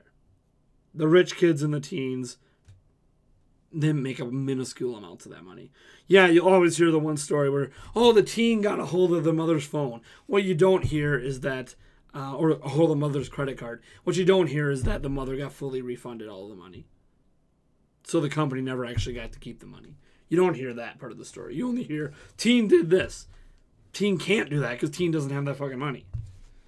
So, yeah, it's the white whales that are usually adults making a decent living doing it or having an addiction problem. But if you actually break down the financial reports, a significant amount of people that buy FIFA buy at least 3 microtransactions. A significant amount. So it all adds up. It all adds up over time.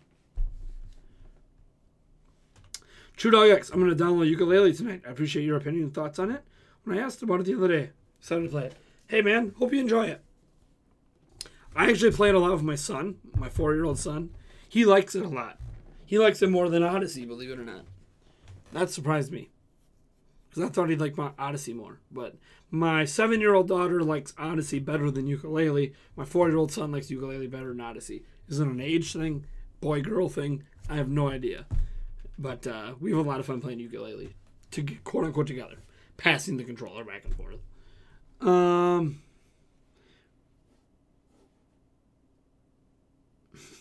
If UPBs were behind, if upbees were behind a paywall, Yoshi would top tier because he doesn't need it to recover, right? Only 10K on loot box. I know some games where people and adults are spending 5K a week. Yeah, I mean, the white whales, man.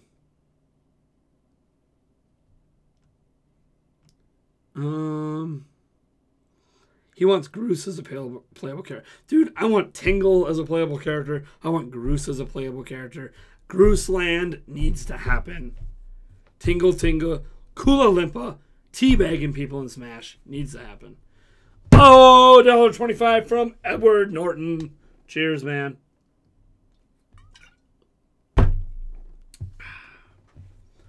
Appreciate the love and support, Edward.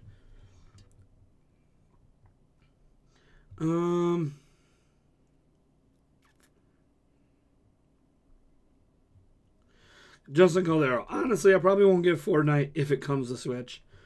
If you really enjoy Crazy Justice. Here's the thing. You might be forced to get Fortnite if it comes to Switch, because the Crazy Justice community on Switch might all migrate to Fortnite, which means you won't have anyone to play against. So that's the thing. Battle Royale games are extremely reliant on having a vibrant community. So if it can maintain a vibrant community and you enjoy it, then stick with it. I'm afraid to play Fortnite, by the way, because I know I'm going to love it. I know I'm going to get addicted to that motherfucking thing. But if it comes out on Switch, at least I can argue, hey, there's a reason that 2 of my streams a week for 6 months in a row are Fortnite on Switch. It's for my job. Forget all the other times I'm playing it that I'm not recording anything. What if they had a Pyra nude patch in Xenoblade Chronicles 2? No one would bitch then. A lot of people would bitch. A lot of people would bitch. That would be bad. Not just because Nintendo's been censoring stuff, but because we live in we're too much in a PC culture today for Nintendo to get away with something like that. Like, that might actually get people picketing outside of Nintendo of America's offices if they did that. The world we live in. You need to stop the people with too much money. The problem is you can't stop the people with too much money without having money yourself. See, it's like a catch-22 there. To stop people with money and create change, you have to have the money to fight against it to create change. At least in the U.S. Because we are a what's the word for it? A capitalist country. So, like, the rich stay rich and the poor stay poor. Well, that's not always true. There are plenty of people that have come from poverty and become successful in the U.S. It can happen. It's just hard. Luck plays a role too.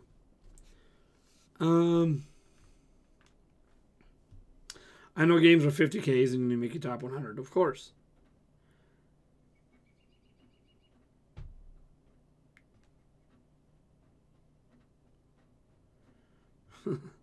Spend 10K, 300K, a million. Yeah, I mean, obviously, especially people who are rich and have more money than God.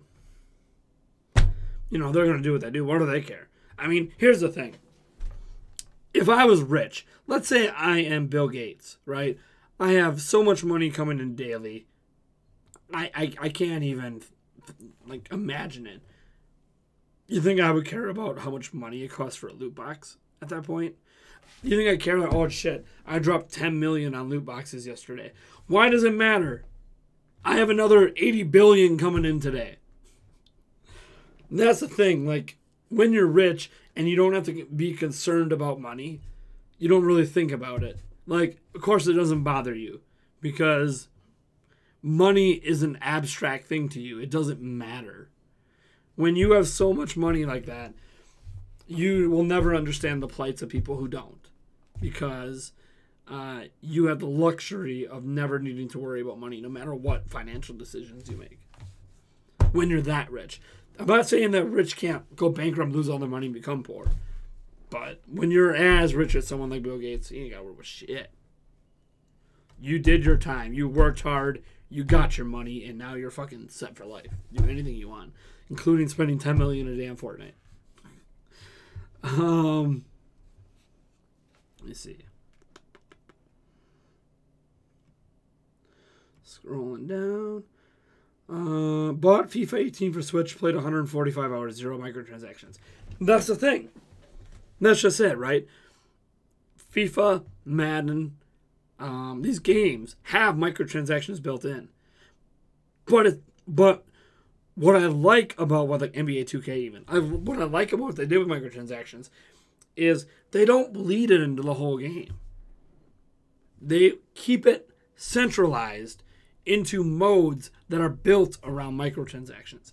So you can still buy those games and never play those modes. And even if you do play those modes, they do make it fun enough that you don't need to spend anything. So the people that spend the money are the people that I need to be the best. I have to be the best. I don't care about that. So it's not why I play those games. Besides, if you want to be the best, you don't buy your team. You go to the official esport tournaments and you earn the right to call yourself the best. Buying your team does not make you the better player. You should have been able to win with the Browns last year against a lot of other people if you're really the best. Calm it down. EA will always find. Well, it's not just EA. Anyone. EA is just one company. Anyone can always get the rich addicts. I'm sure there's someone right now today who dropped $10,000 on Fire Emblem Heroes. On launch day, there was probably someone who dropped $200,000. Like, people who have that kind of money, I'm not obviously talking about them. They live in a different world than the rest of us when it comes to financial stuff. Of course, even they would probably appreciate things being cheaper, but they would still probably spend the same amount of money. They would just get double the shit. It's amazing how many whales exist. I mean, it's still, less than 1% or whatever of the population. There's a hell of a lot more non-whales than there are whales. Why are both... Matteo Cassiato says, why are both Sonic Adventure games rumored for Switch with Sega Ages? I thought it was only Genesis games coming first. Because they said they might add Dreamcast games later. So it's not rumored as it is coming to Sega Ages now. More as when they had Dreamcast games, those games are going to be added. But again, it's a rumor, probably bullshit. Most rumors are bullshit. Most. Not all, but most.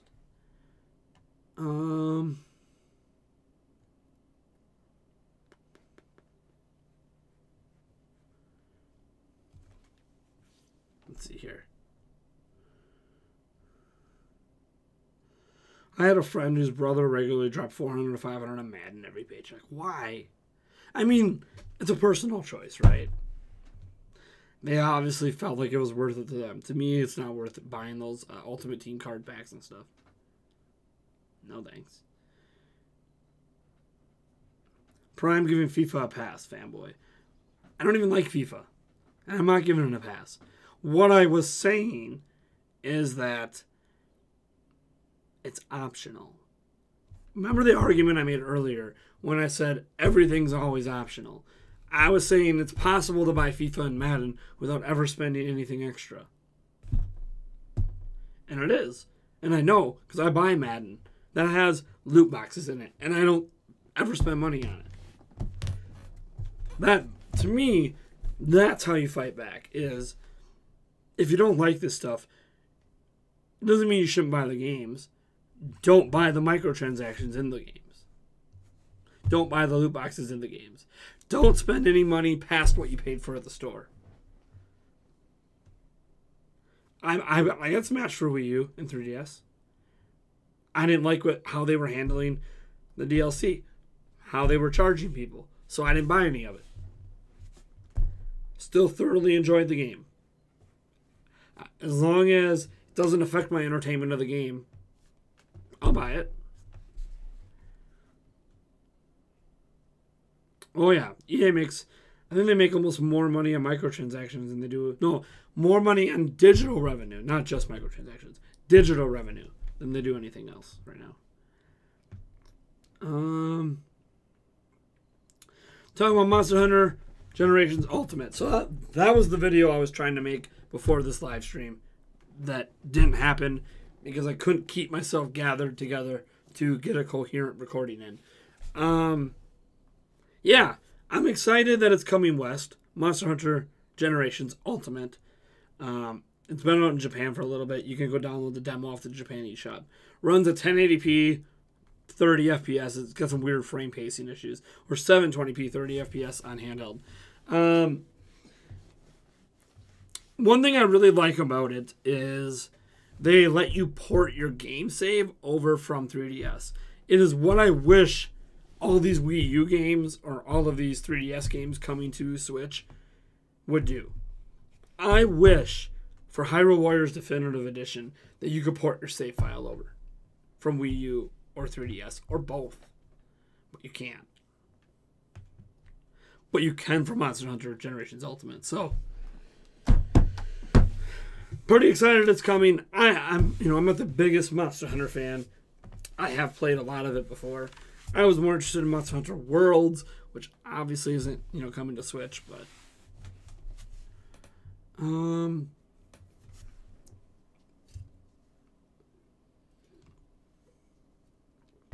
as Ninja Fox says, do I want to see other Tingle games localized to the West?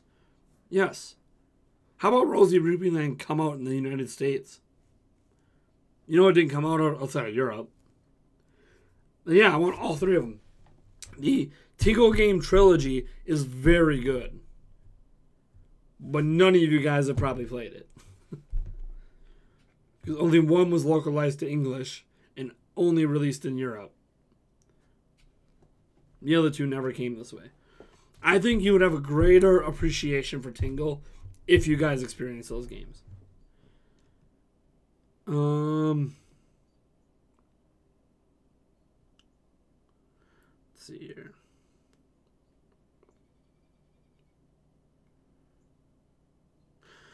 King Heart says, I purchased DLC for games I want to buy it for. Hyrule Warriors Wii U, Smash 4, Splatoon 2, Breath of the Wild, Mario Odyssey, assuming it's coming. So, here's how I view my purchasing decisions for DLC. Is what I am paying for, comparative to the game I just played, worth the money I am paying for it? So, when I look at Cloud in Smash, $5 or whatever it was, $6. Then I look at the game I just played. Is Cloud worth significantly more than all the other characters I have in that game? No. All those characters, if they cost $6, Smash is like a $300 game. So no, Cloud isn't a $6 add to me. But Mario Kart 8, $20, 16 courses, 8 new characters. That's half of a Mario Kart game. That is worth more than $20. That's really $40 DLC that you're getting for $20. That is worth it, value-wise, comparative money to the content. Breath of the Wild, $20. Comparatively, you get more story, 4 more shrines, a new end boss, and you get the hard mode, which I don't think should have ever been included in the DLC. I don't think that Master Mode should have been part of the default game, even added for free later. Should have been added, and all that stuff. Comparatively, for me, the content in the game relative to the price, a little overpriced, but not enough. Like, to me, it was more of a $15 DLC than a $20, but that's close enough. So, worth it for me. Hyrule Warriors. Basically, the season pass added, in Mario Kart 8 it. It added a ton of content. Worth the money. So, that's how I view it. And on top of that, notice what I'm consistently talking about. Buying entire chunks of content for one set price. Instead of buy Master Mode for $5. Buy this shrine for $3. Buy this boss fight for $10. That's what they did with Smash. That pisses me off. That's microtransactions. You're not giving me a group of content here. You're giving me small individual things for little prices that add up to more than it would be if you just gave me a season pass. That's the difference for me. That's how I value things out. That doesn't mean all individual microtransactions I view as a bad value. As an example, if Cloud was $1, sure, I would have picked him up. But not for $5, not for $6. He's not worth that much to me over the rest of the content in the game. And here's the thing. I know not everyone views valuations like that. But I feel like we need to. We need to start valuing money for content gained. What makes a game worth the money it is? Once you do that, you might realize maybe that character wasn't worth the $6 you paid. But again, it's all personal, right? For you, there's people that told me I would pay up to $300 for Smash. I'm like, well, sure, you would pay up to $300, but you wouldn't argue if you only had to pay $20 for all that DLC. Everyone would want it cheaper. And what I'm arguing for is something that's cheaper. Monster and Double Cross the same as Generations. Excuse me.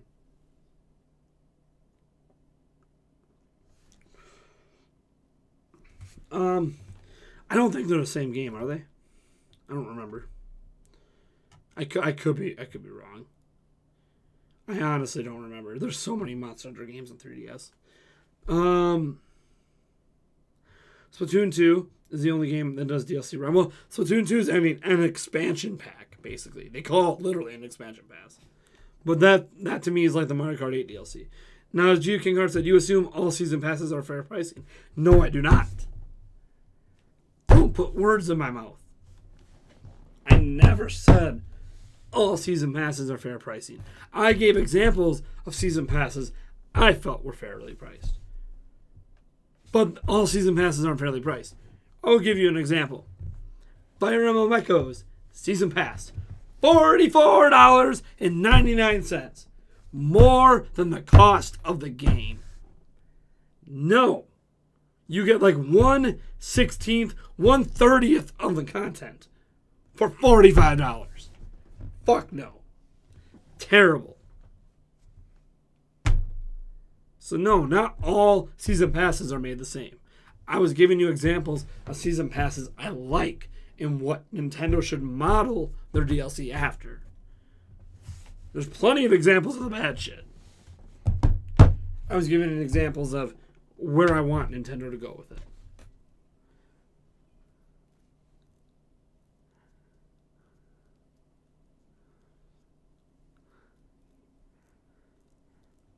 Pricing of games has never been determined by frame rate or resolution, so I disagree with that premise, Geo King Heart. As soon as a few games do 4K 60 FPS for $60, people assume that all games should cost less. That's not how it works. People don't make that assumption. That's never been an assumption of gamers. The only assumption that's ever existed is when we transitioned from flat, pixelated 2D images to full 3D worlds. That's the only distinction that's ever kind of existed. Frame rate and FPS, or frame rate and FPS are the same thing. So FPS and resolution have never been the determining factor on the valuation of games.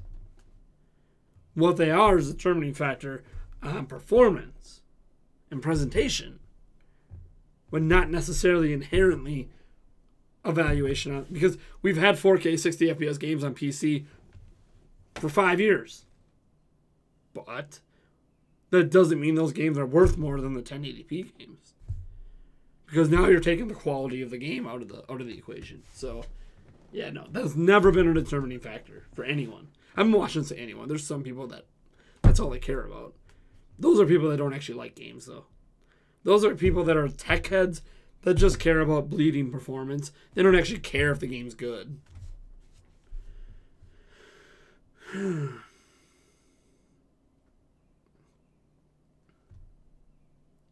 Oh my god, Geo King Heart. $44. Weird price in the first place, but if I was a Fire Emblem fan, I'd pay it. Fire Emblem fans bitched about that price. They didn't. Fire Emblem fans hated that price. They hated the DLC for Echoes. It was one of the number one thing Fire Emblem fans hate about Echoes is the goddamn DLC. The pricing is so fucked in that game.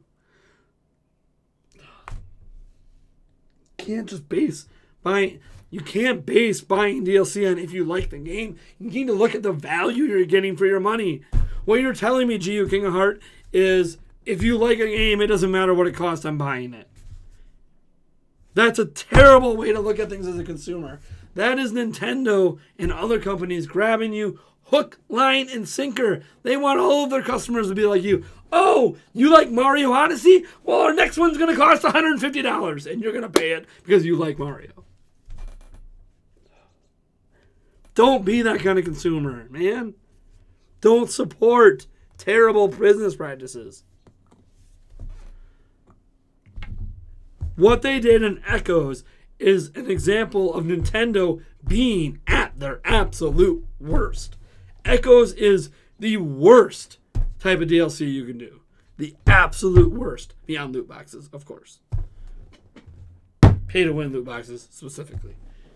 But for Nintendo, it's one of their worst examples of DLC handling. You do not want that to become a normal thing. That is fucking crazy what they did with that DLC. And to think if you bought it all individually, it's 30% more expensive than the $45.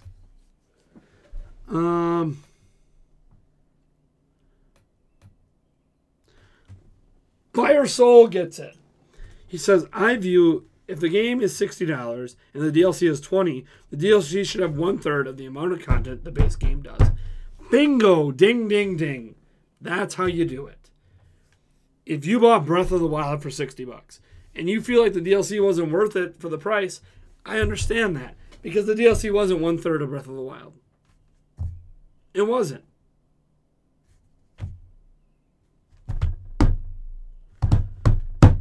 Although it was like 1/3 of the cutscenes for that final DLC.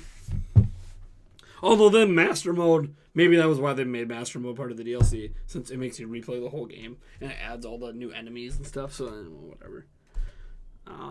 No, I'm sorry, it doesn't add new enemies; it levels up enemies. Let's say the game's $100, has $80 DLC. The DLC should be 4/5 the amount of content the base game has. Bingo. So as an example, if you bought Smash Bros. You bought Super Smash Bros. For Wii U. You bought it for 3DS. That's $100. Then you decided, you know what? I want all the bonus content. So you go buy all the bundles or whatever, or you buy them all individually, whatever. You spend $83, $84, whatever the figures were that I had written down. You should be getting practically a whole nother Smash game for the money you spent. But you're not. What did you get? 1/20th, 1/30th of the content you got for $100?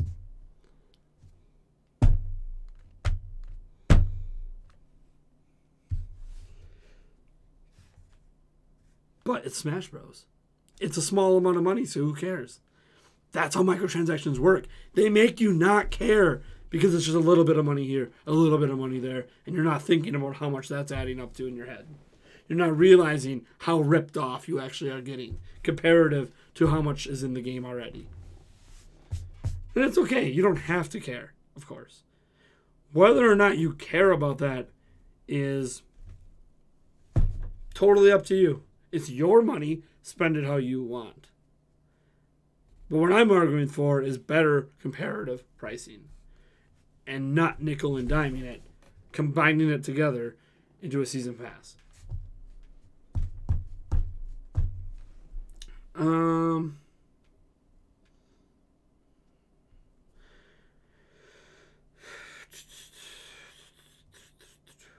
Federation Force, to use a $10 game. Have you played Federation Force?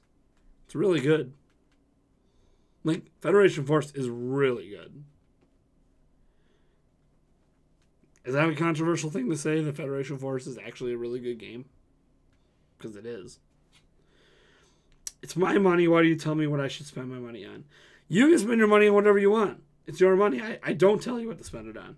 What I do say is that I hate that you choose to spend it in a way that can negatively impact me. Because I'm never going to spend my money on that.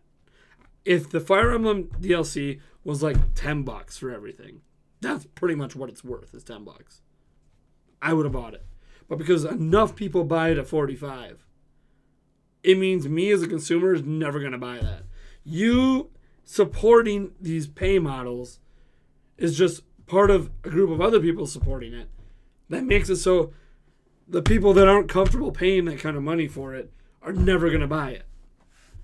So less people are playing that content because of the pricing.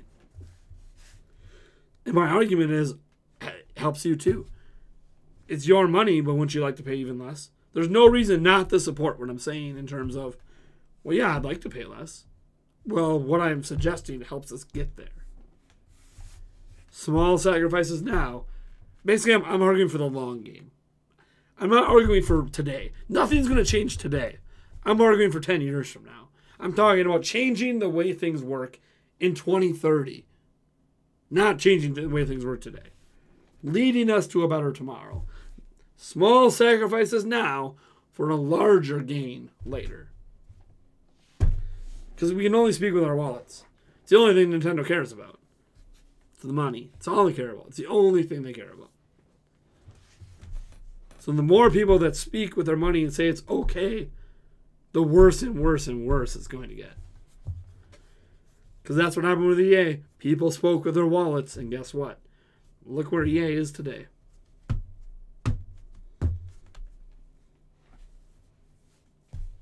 They don't care about my $60 purchase of Madden.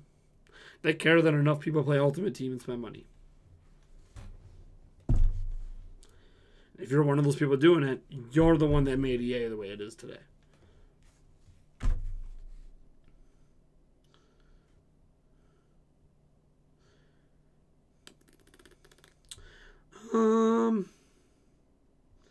Barry on HBO.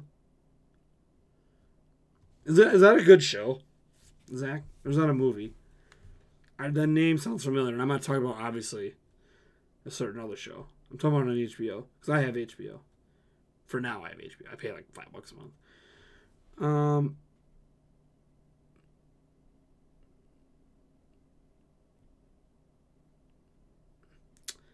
Well, again, Geo King Heart. Because he said everyone should have returned their Wii U because it was awful overall, and we shouldn't have supported Nintendo at all in that area. Well, here's the thing. When I owned a Wii U, I owned over 40 games. I mean, if the Wii U was worth it to you or not, was worth the $300. By the way, I spent $350. Because I got it at launch. I got the black one at launch. If the Wii U is worth the price for you, should depend on the games. This is something I always say about a system. Never buy a system if the games that make it worthwhile are not out yet. So when I bought a Wii U, day one, I had enough games to satisfy me. Wii U's launch lineup was actually really damn good. The problem was you had to wait 9 months for the next game. Pikmin 3 or whatever. But the launch lineup on Wii U already got me my money's worth out of Wii U day one. For me. And that's obviously subjective because what games matter to you. As an example, on Switch, love Super Bomberman R. A lot of you might not give a shit. I love Skyward Sword. Some of you guys hate it. I love this Late Shift game. Some of you guys might not be into that. Like, there's a lot of subjective nature to what games and how much content, how many games you like, make the system worth the money you invested. And again, talking about what makes a system worthwhile to you versus DLC is a little different. Obviously, it's still all subjective, but my purchasing of Wii U didn't impact other people's purchasing of Wii U. Whereas your purchasing of DLC at the price it is can impact other people's purchasing of the DLC at the price it is. Sucks. Sucks when you have to think about it that way.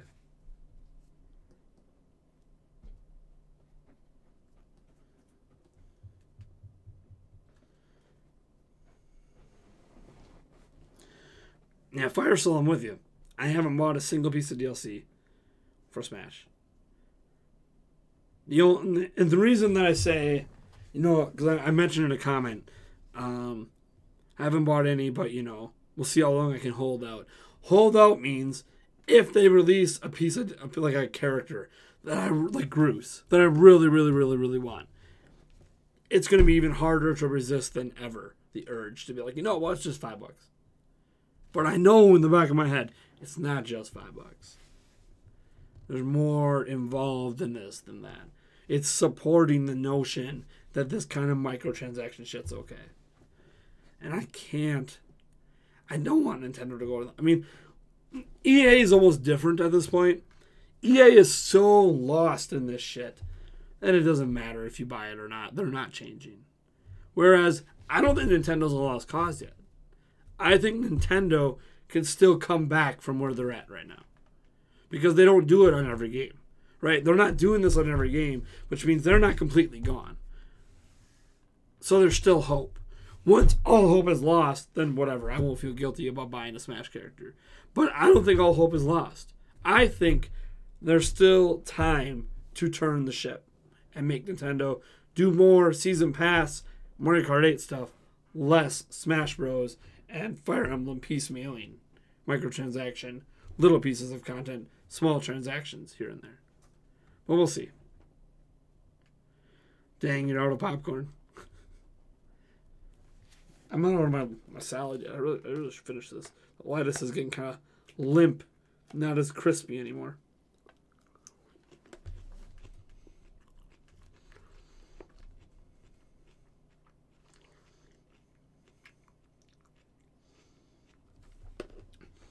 Oh, you gotta love when you have that kid at school that'll sell you a system for cheap because they have no idea what the value is. I did it a lot when I was a kid. You know how many Game Boys I bought off kids for like $10? Turned around and sold for $60 to GameStop. I also did that at least 10 times.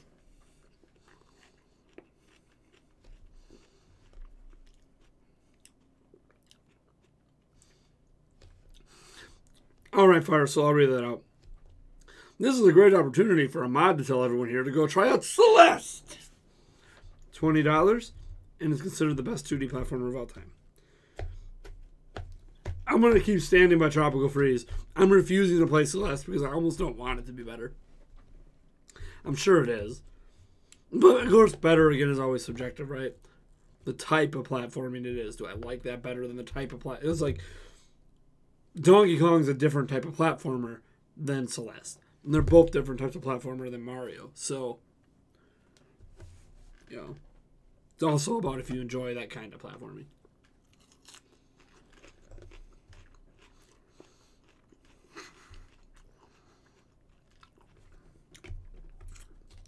I exploit kids.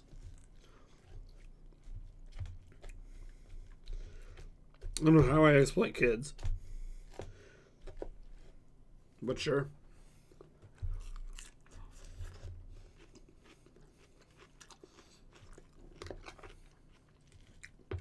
Oh, yeah, but I was a kid when I did that, right?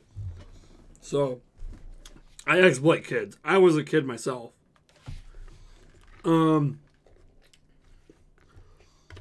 You know who exploits kids right now?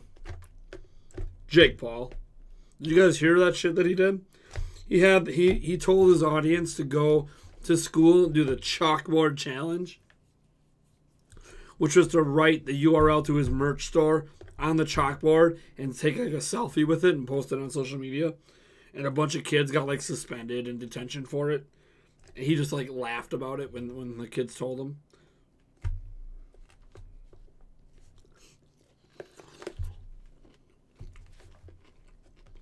Yeah, keep doing this name that's going to get you in trouble, but make me money.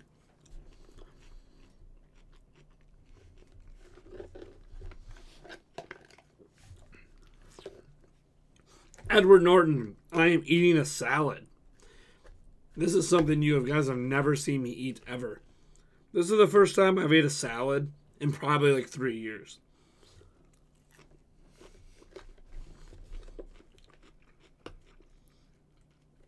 It's got a little tiny sprinkle of cheese, then lettuce and Italian dressing. Light Italian dressing. Like really light. Like I think I put less than 10 calories worth of dressing in here. And then there's some cabbage and some carrots chopped up in the lettuce that I got because I got a bag of lettuce.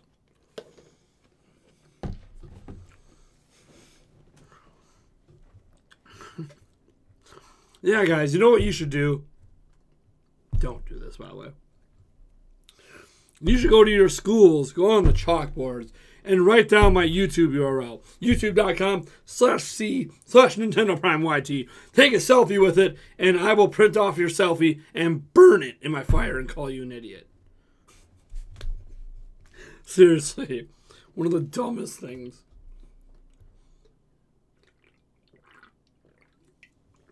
Hey, I'm the moon. No, there hasn't been tons of hate. We're just having conversations. In fact, I'm the moon. Based on what I've read in the chat, there's no hate. There's no love lost here. We're having a conversation. That's what's kind of cool. Like, this is what I like about, like, when I take these debates off of, like, individual videos and we do a live stream and then we have a conversation. Because the conversation around this stuff is far more important than whether or not you agree with me. I don't care if you agree with me. But when you're on a video and you watch the video and you are pissed about it, you put it on in the comments and you voice how pissed you are, and then we never have a conversation. And it doesn't go anywhere. You're pissed. I feel a certain way. You're pissed. I feel a certain way. You're pissed. There's no back. Like Geo King of Heart. I'm not mad at the guy. I don't hate the guy. He disagrees, and that's okay. But at least we had a conversation, right? Like, we were able to sit down, like two adults should be able to, and have a convo about it.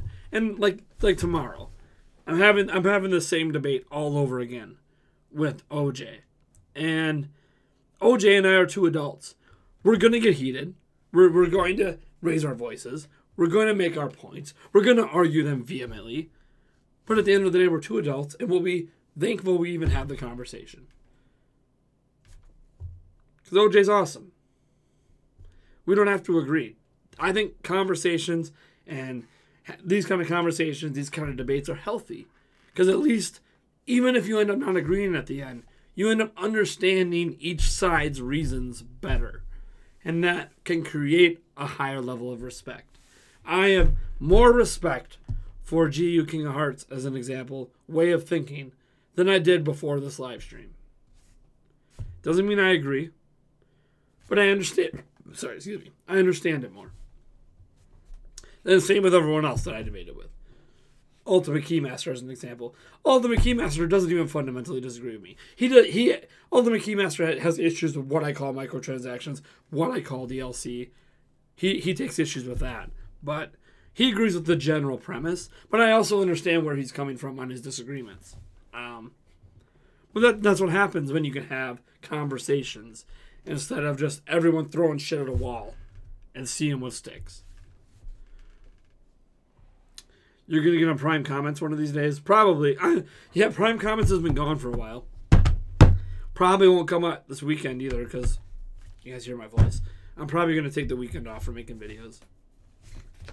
Because I need to eventually give my voice a rest and focus on getting better instead of focusing on getting content done. Right now, I'm still focused on content, so. You're going to be on Primecast one day? Maybe I'm the moon. It is a possibility.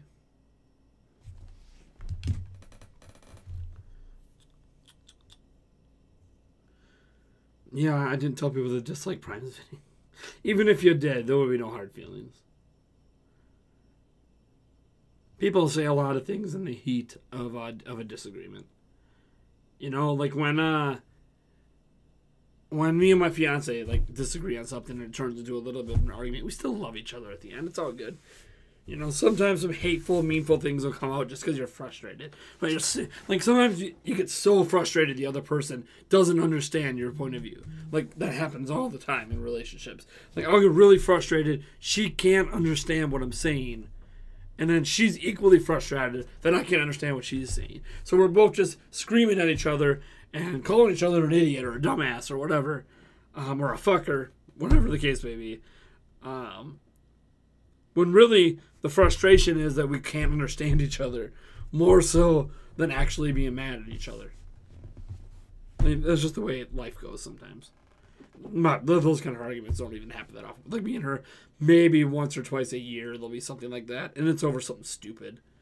Why did you feed the bread to the ducks instead of making Aiden a sandwich? Or it would be something stupid like that. Like, I still have bread to make him a sandwich. He wanted to feed the ducks, and that's the only bread we had, so we did that, and we ate later.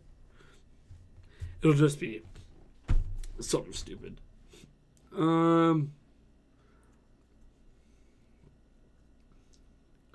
You like chicken? I like chicken. I should probably eat more chicken than I do. So about some of the red meat I eat for chicken. It's more lean, a little bit healthier for you.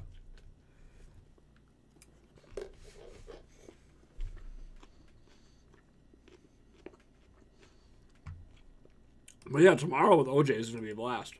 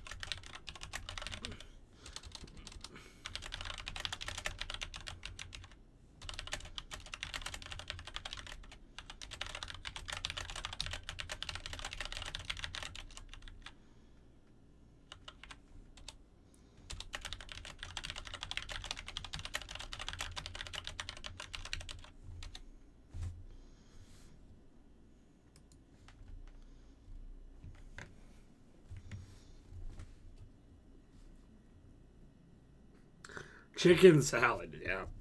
There are people that put chicken on their salad. You know, I don't know if I've ever ate a salad with chicken in it. Weird, huh? I've had a lot of things in my life, but I've never had a salad with chicken. God, some of the stuff sat in here so long, it's just soggy. Mush at this point. The thing about lettuce, you leave it out too long, it turns into mush.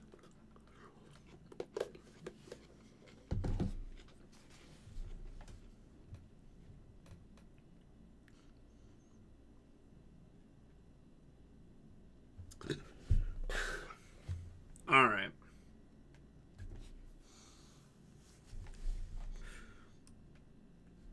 Ugh. I feel like I want to play a game. I obviously have kind of sort of exhausted this conversation for me today.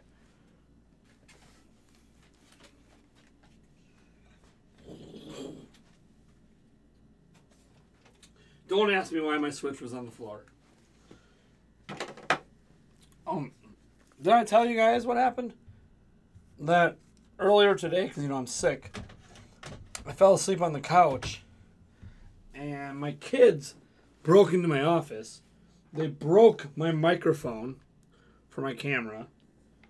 They broke my Nintendo Labo, which is what it's cardboard. I mean, I knew it was going to last.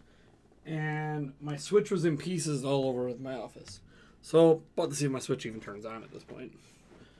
Oh, I think we have success. Because my Pro Controller connected. I am not drunk. I wish. I wish I was drunk. Hey, Nick Figures. Let me go to editor here. We're gonna switch it up here.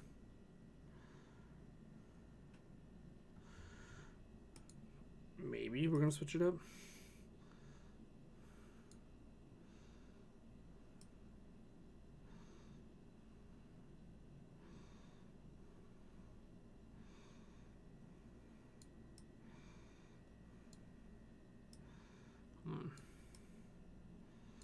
I don't even know what I'm going to play yet, so just give me a second.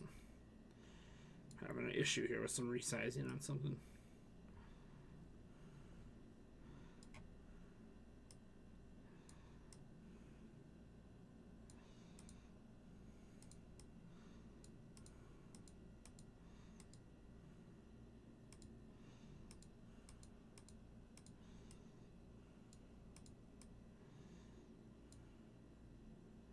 All right.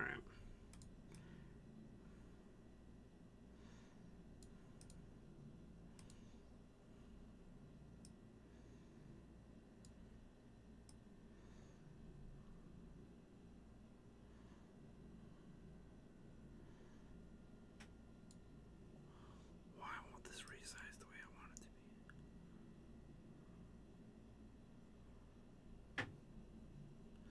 to be? Damn you. Damn editor. Whatever. Transition. Hey! Let me fix my camera here. Play Donkey Kong. You want guys want me to play Tropical Freeze?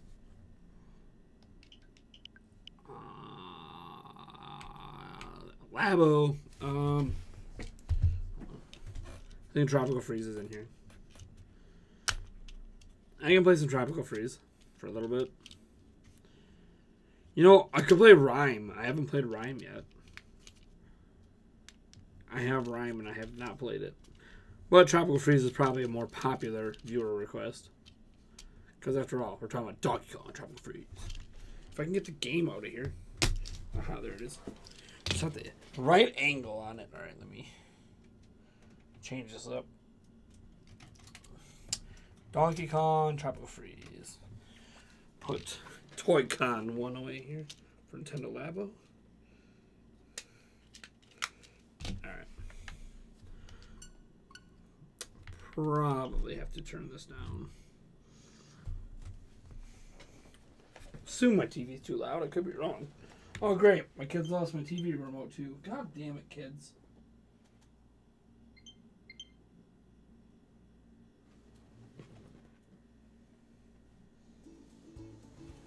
I love my kids, but God, they screw up my shit.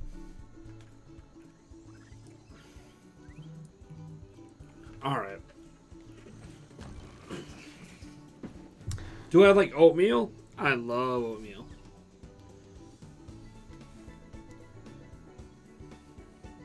No, don't play Labo. Throw in Labo, man.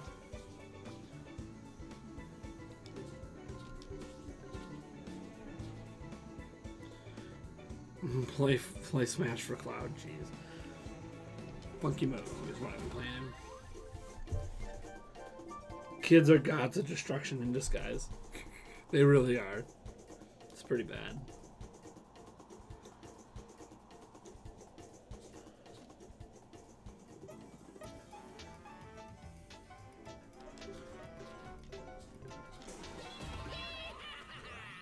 It's the only way I play it.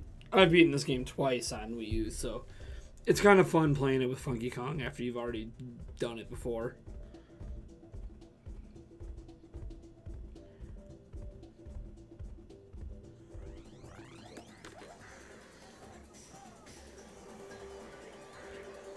This world always reminded me of Lion King. Even like the music, man. I mean, look at the tree dancing. Just magical. Listen to that music. I'm like, come on. Is that totally not Lion King?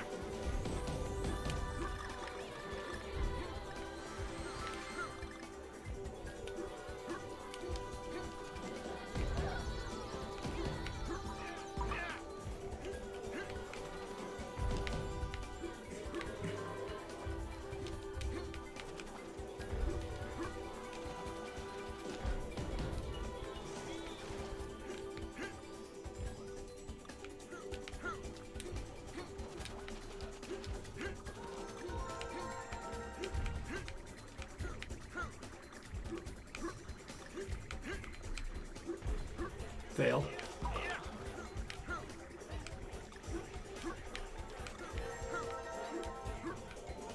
Yay, I got it.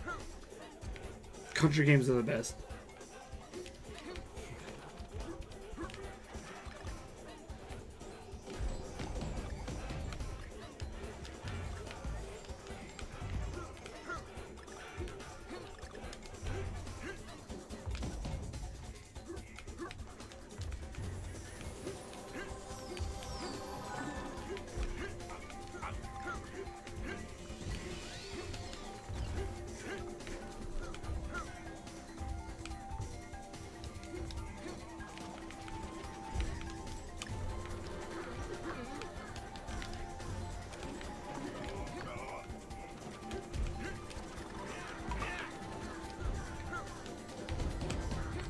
Love it. I just love this music. I don't even want this level to end. This music is so good. Seriously. I wonder if the... This might be my favorite stage in the game. Freaking love this whole world. This is just such a cool decision they made.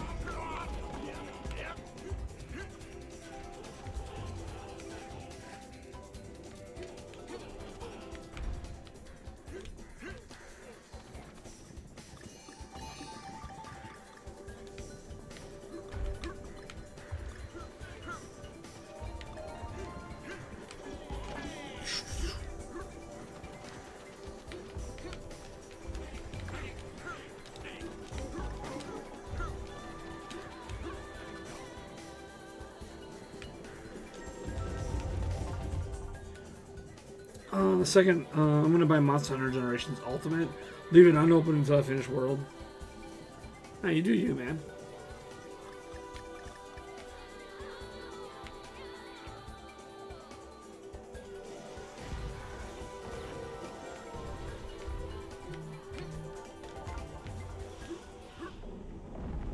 Here we go, baby.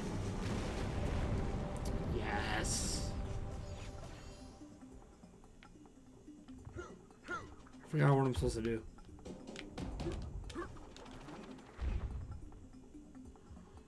Oh, yeah, that's right, barrel.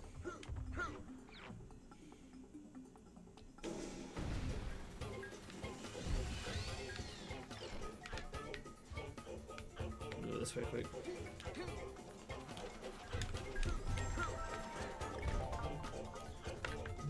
Here we go. Gotta bring the funk, man.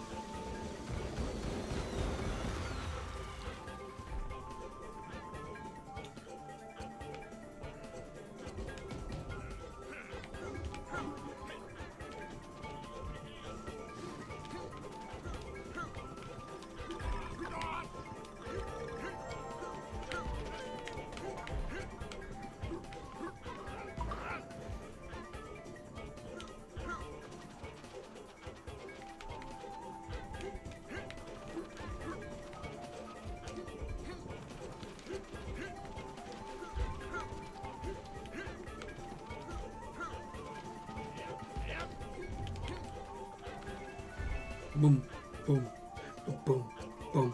That's a cringe guy. What's up, my man?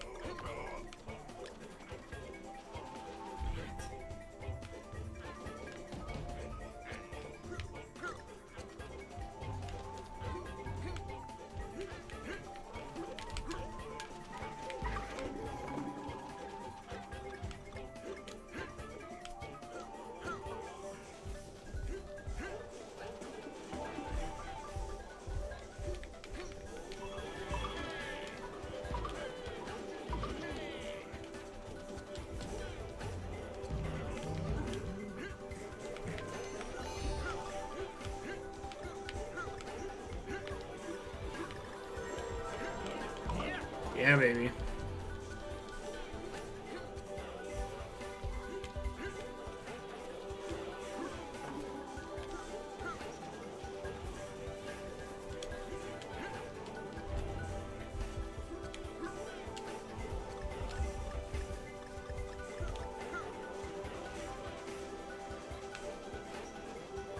Oh, screw that up. Why am I playing funky mode? I've already beaten the game twice on Wii U. So this is what's new to me. What's new to me is funky mode. So that's what I'm playing. I know it's easier, obviously. But I don't have anything to prove to myself.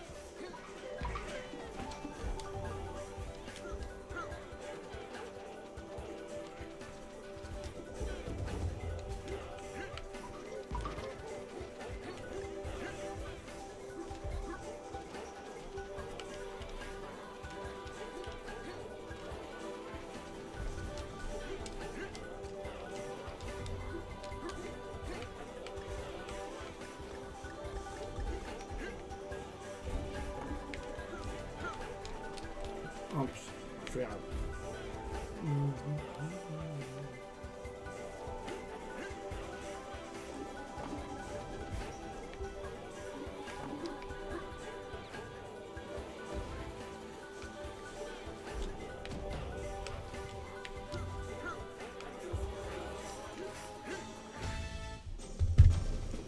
Awesome.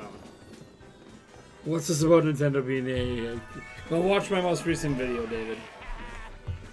I should probably change the title of the stream now and play Tropical Freeze. Where's my live stream here? Let me, I'll probably change the thumbnail too. One second. I'm gonna change my thumbnail up here and hold on.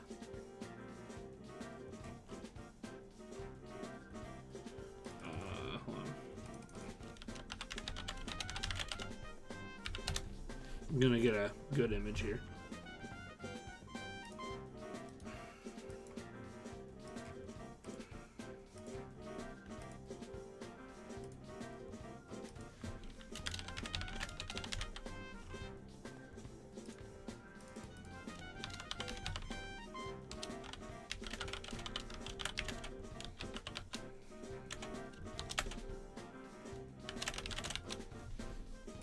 Alright, there we go.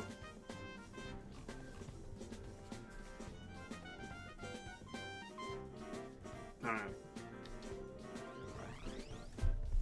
There we go. I changed the name of the stream now so people know what's up.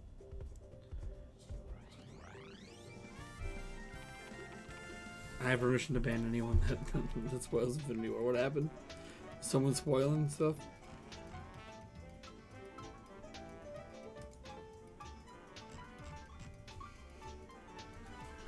God,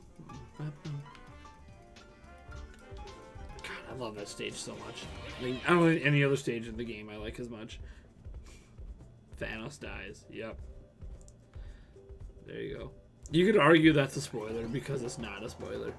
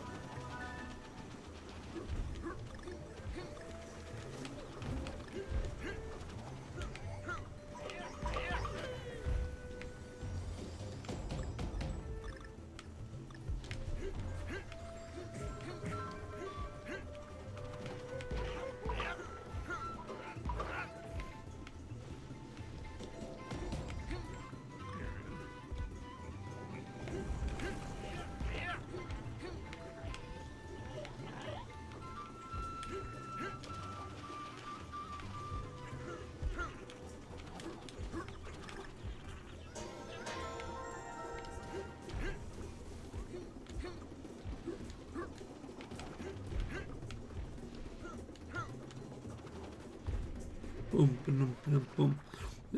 The best is Slutty Kong, really.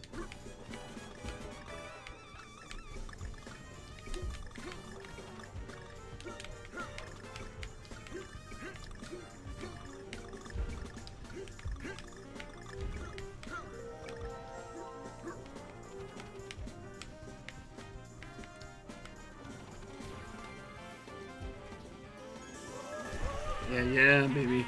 Batman saves the day. Goku confirmed for Smash. That's funny. Donkey Kong Sex Party by Bang Bros, really? You guys are naughty.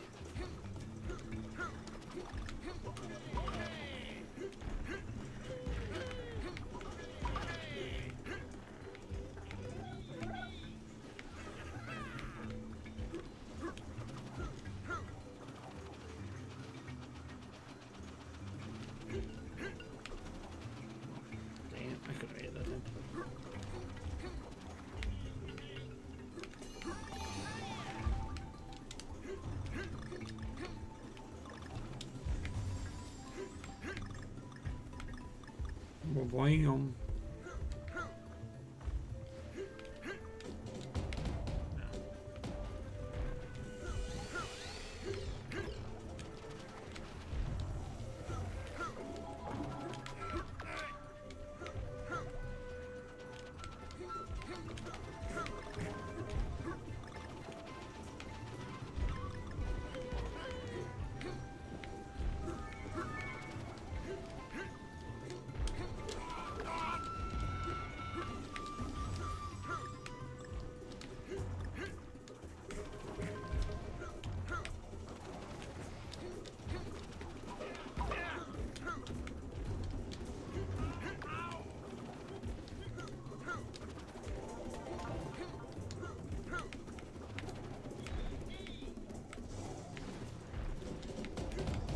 There we go.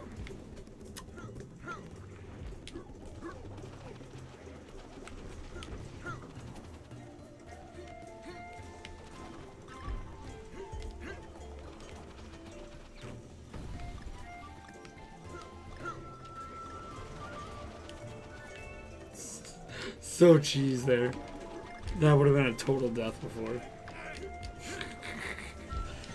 Gotta love the cheese. There's a slight bit of fun to the cheese after you've already beaten the game twice.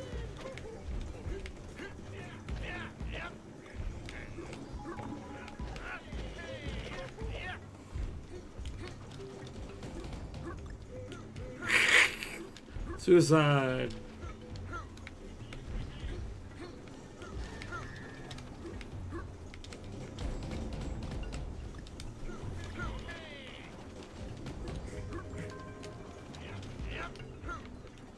Yeah, baby.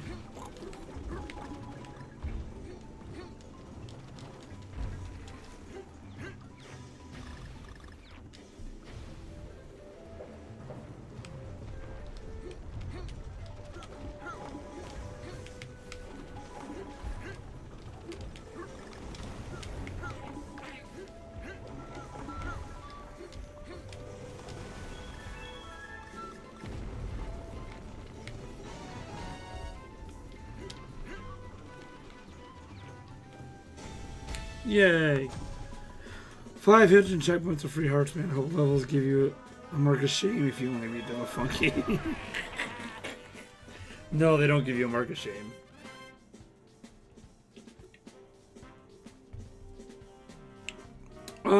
What's the point of a pre-order? There's pre-order bonuses, of course, but there's 2 reasons for pre-ordering. 2 reasons. The only 2 reasons I think that matter. 1,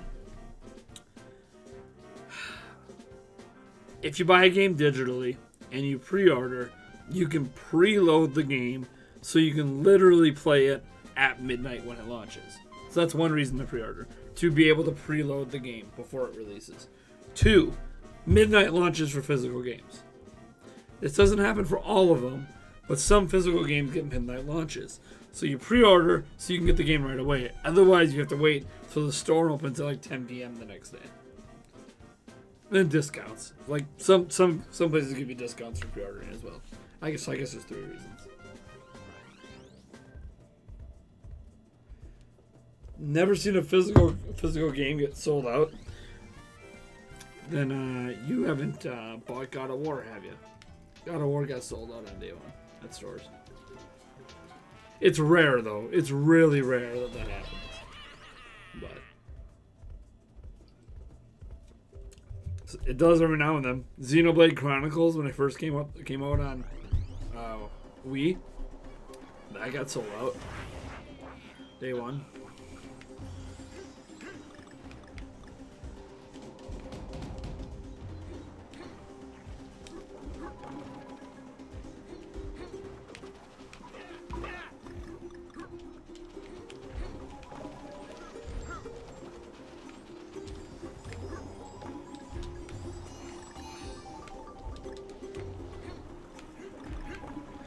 Boom.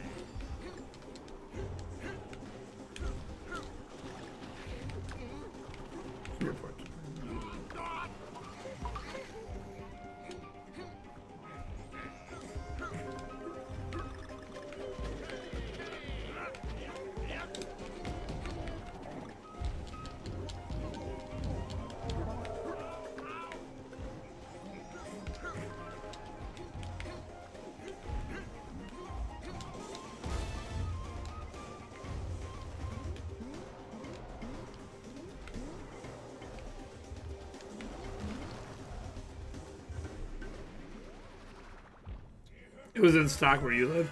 My GameStop and my Walmart were out of stock on day one. Forgot I were.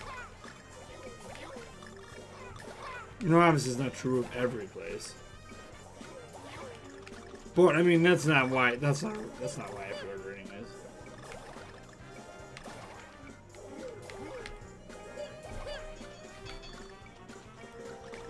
Oh, I forgot about the fourth reason to pre-order as well. If you buy on Amazon, you want to pre-order so the game arrives day one. So if you buy online and you don't pre-order, you're not going to get the game day one because you're going to buy it on day one and it takes 2 days to ship to you. So there's that reason. That's why I totally forgot about the online stuff for a second.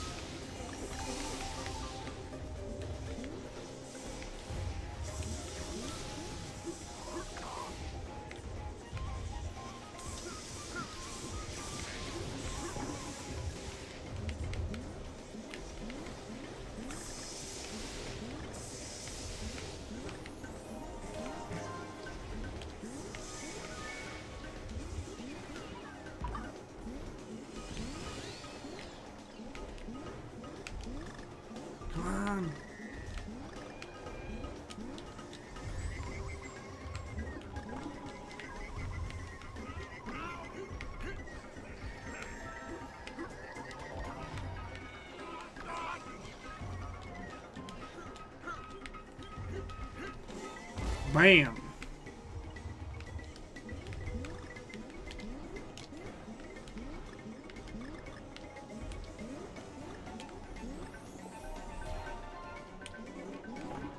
Yeah, I only have 1 heart. I should pay more attention. There we go.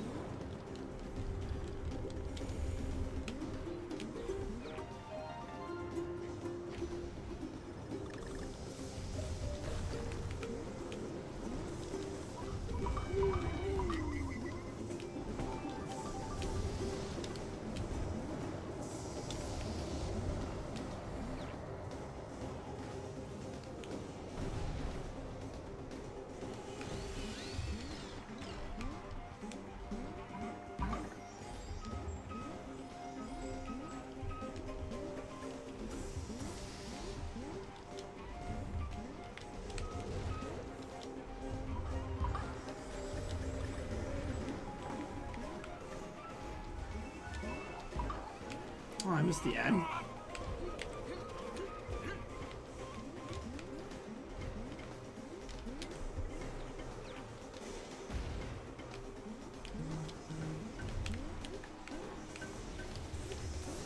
Dang it. Oh, I knew that was coming. I knew that was coming. Damn it.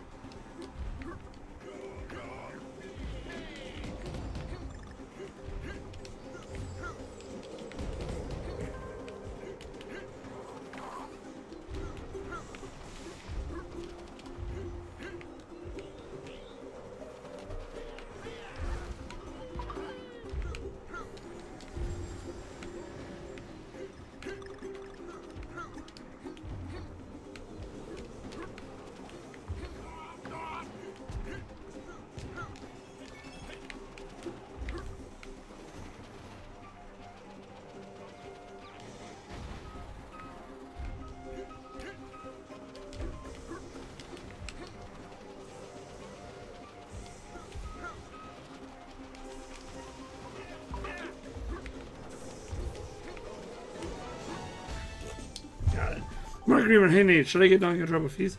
I've never played it, but I didn't like Kirby. I'm on the fence whether I want it.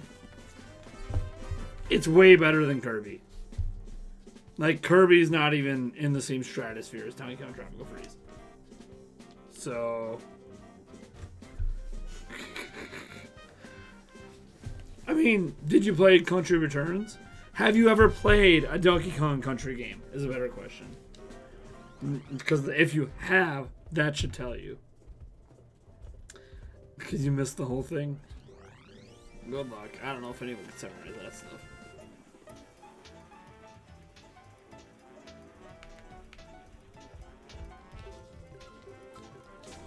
Yeah, fire level, baby. Fire level, baby. Here we go.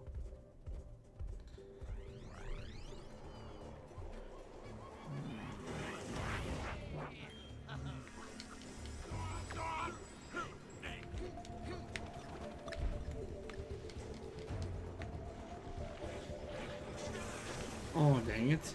That was water. Oops.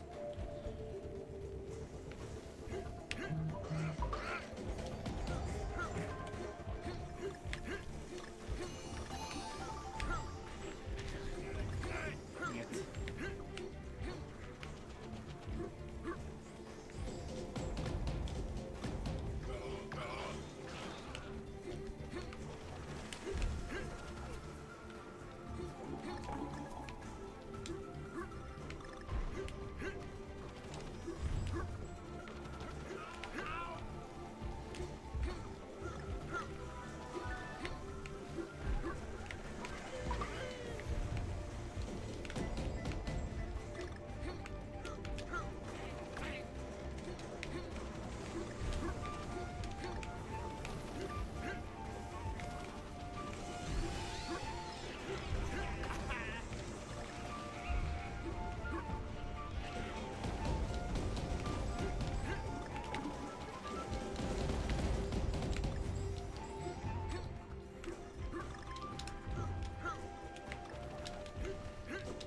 Boom, boom.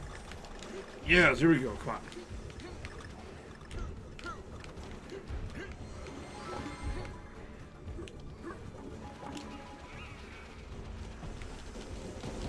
Smash that. You've never played a DK game, never had the money growing up to buy every game, and so I sacrificed DK.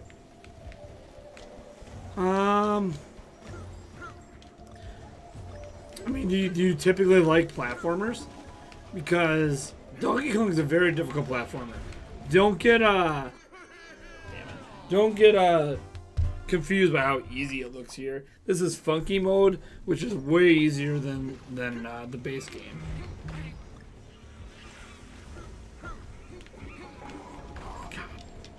Of course, I'm not making it look easy right now.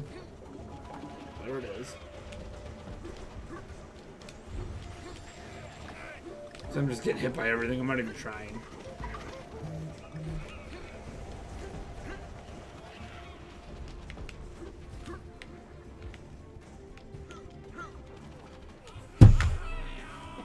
God, I'm dumb.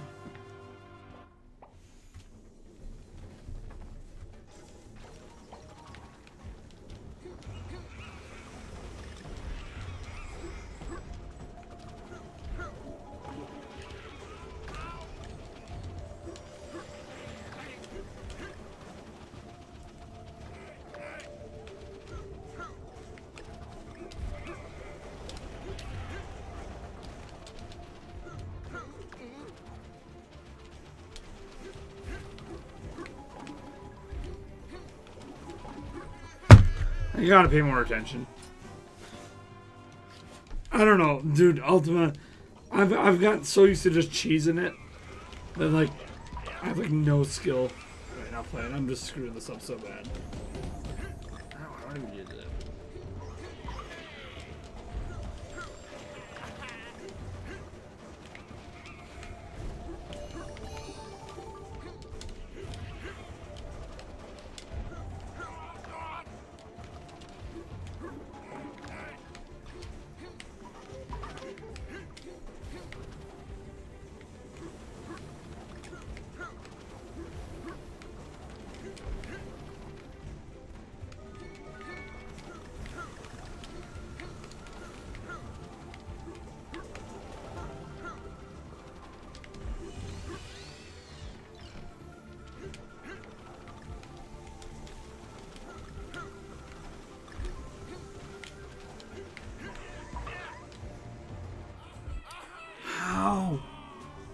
Nate gives no fucks about getting hit. You like Mario, I like Zelda. I like some Yoshi. I'm just adding the word for $60 to have something to play in May. I mean, here's the thing.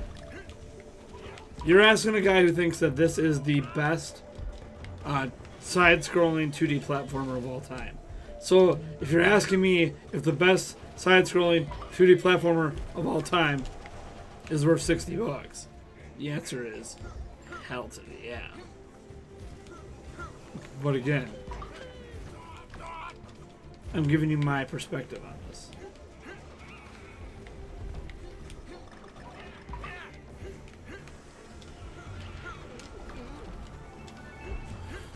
Oh my god, come on!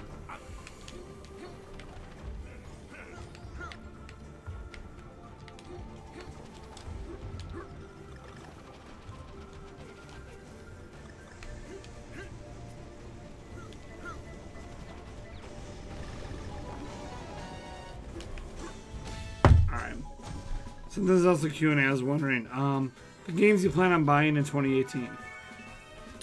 Before, assuming Pokemon is 2018, before E3.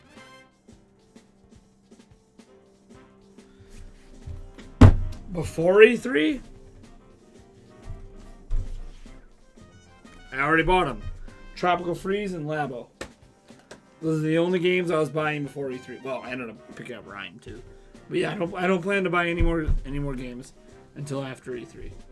And then on the 29th, I'll be getting Wolfenstein 2 and Crash Insane Trilogy. I know I'll be getting Smash and what else? Smash and Pokemon if it comes out this year. NBA 2K19. You know, it's all about what's coming. We don't know what else is coming besides like those games. Yoshi, I think, is supposed to come too. Don't know if I'm gonna pick Yoshi up yet. We'll see.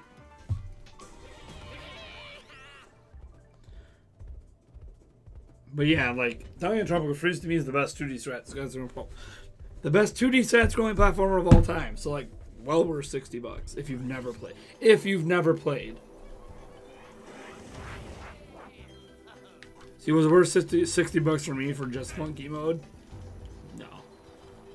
But I don't own a Wii U anymore, so I kind of tried to justify it to myself as I really wanted to play Tropical Freeze because I was watching other people play it, and I just didn't have a way to play it right now, and I didn't want to buy a Wii U.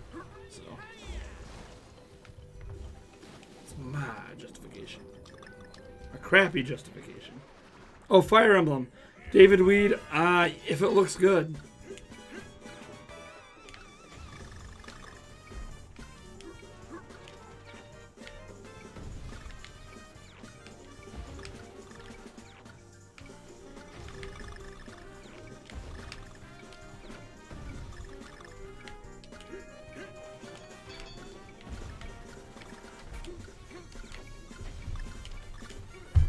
Dang it, all but one. Gotta be kidding me. What games am I planning on buying in 2018? Wolfenstein 2, Crash Insane, NBA 2K19, Smash, Pokemon if it comes out this year. I'll probably end up buying Yoshi. Probably end up buying Fire Emblem. Because I really like Fire Emblem. I just don't like what they did with Echoes. I'm hoping it's better. Animal Crossing if it comes this year. The thing is, we don't really know. I know there's a bunch of games coming in July. I'm not even thinking of. Let me... Hold on. Let me look at the game list again. There's so many. I'm not picking up Hyrule Warriors. Just played too much of it. Can't transfer save files. It's not worth it. I'll probably get the Mega Man Legacy Collection eventually, 1 and 2. But I don't know if I'm going to buy that this year or not. That might be a back burner purchase to buy in the future. Mega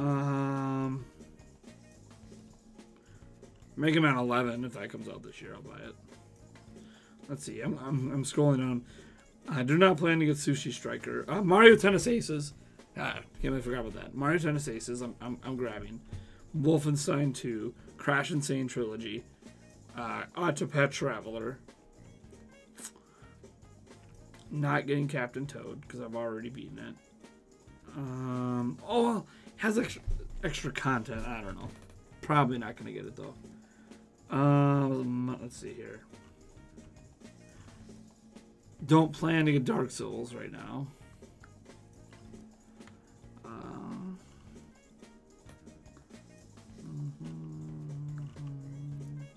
Just scrolling down the list here.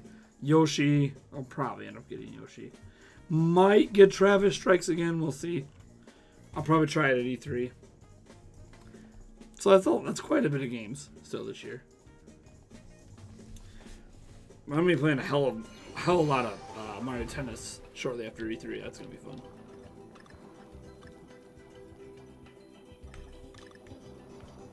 Your Double Cross is coming to the USA.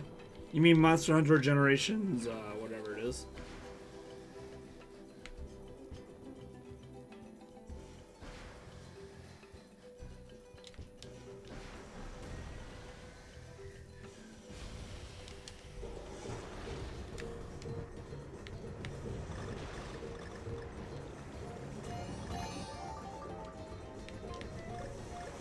I screwed that up. Forgot how to control this thing. It's been so long.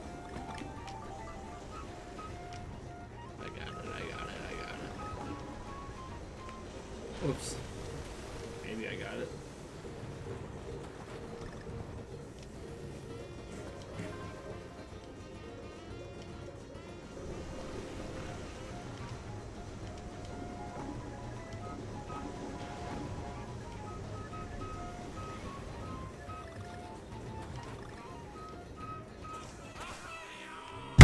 Dang it.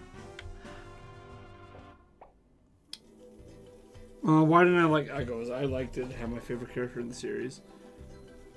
The DLC stuff really turned me off. Like, and we knew about some of it before the game came out, and I'm just like, nah.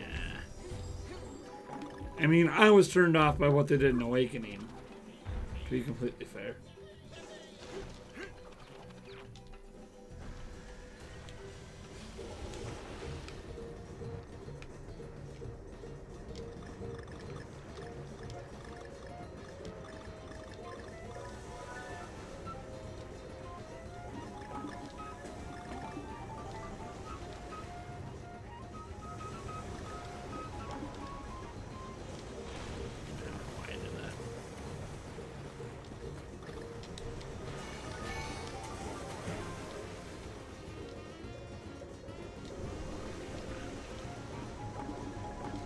I gotta concentrate here. Can't read the chat while I'm doing this.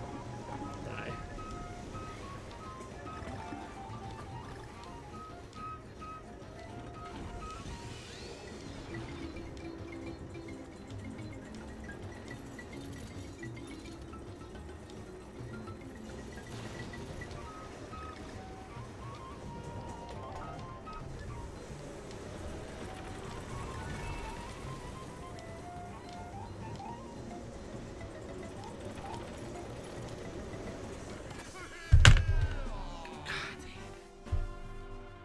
Oh wait, Faye Fire Emblem character and why?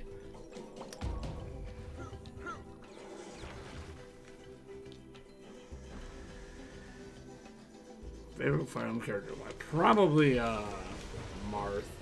I don't know, something about Marth is always feels like a cop out, but I don't know. Like my problem with Fire Emblem is that I just don't remember jack shit when I'm done playing.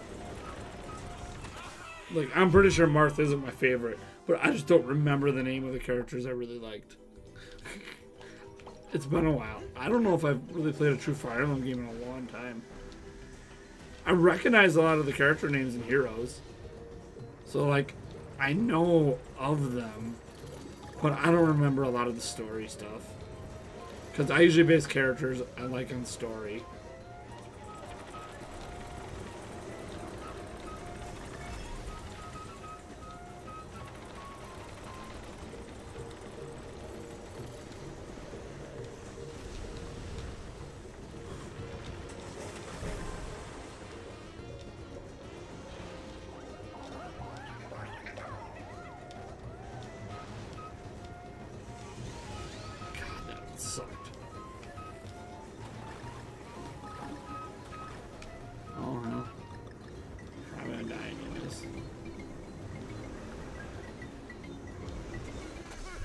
Told you I was probably gonna die anyways. Oh yeah, nothing but lies, lies, lies, lies, lies. I remember that.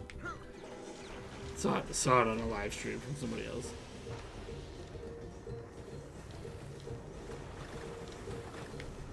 Oh, damn it, I missed it again. Oh well.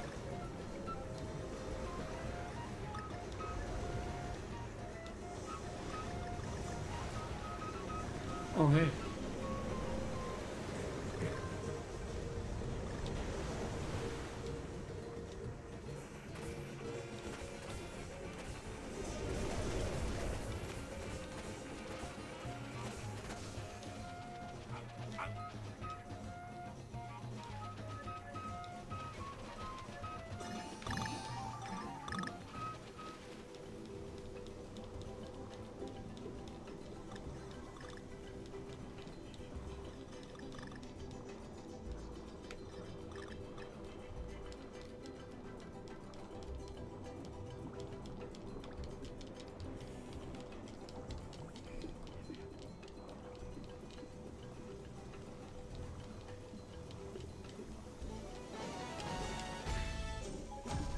Marth being a wooden board, he's pretty much easy to remember. Yeah. I'm not gonna fault you in the barrel rocket stuff. I hated it. Yeah, I don't hate it. It's just not my favorite part of the games. Oh, someone's messaging me.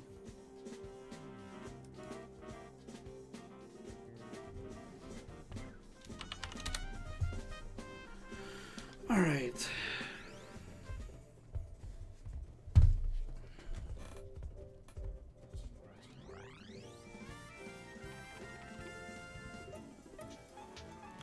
People are messaging me everywhere.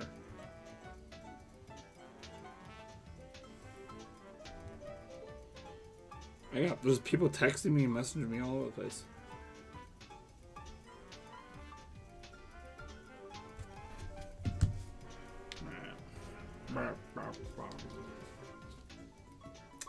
I get Frederick. Oh yeah, I remember Frederick. Frederick from Awakening. See, when people bring up the characters, I remember, but I just can't recall. Yeah, Frederick.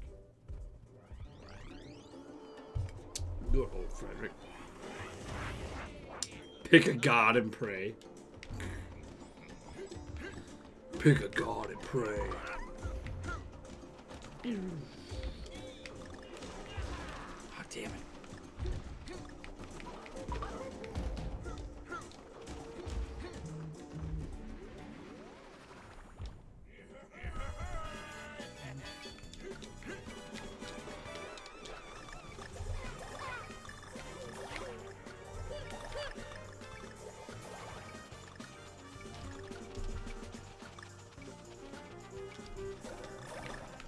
I was just gonna waste the time to.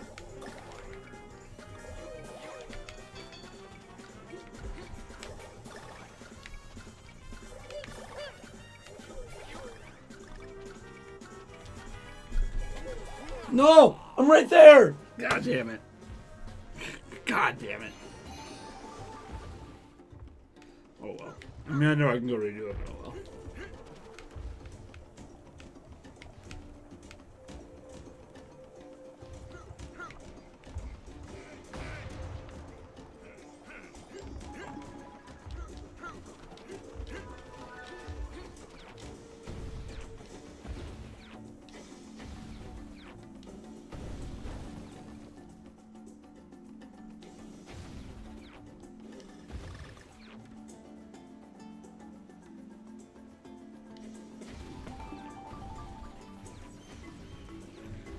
Bum bum bum bum bum bum bum bum bum.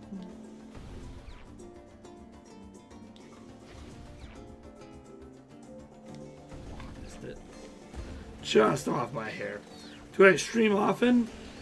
I've been streaming a lot this week, but normally I only stream Monday, Wednesday, Friday. So if you consider that often, then yes. Tonight's usually podcast night, but we did our podcast last night, so.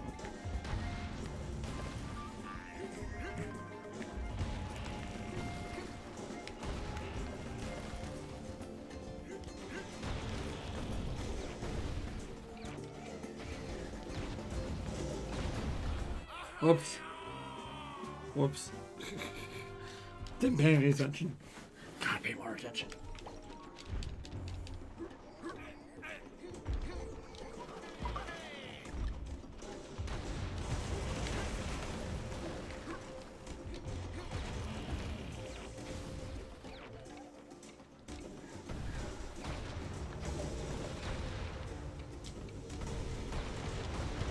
No. God damn it. I'll get this. I'll get this. Come on, Nate. Got this.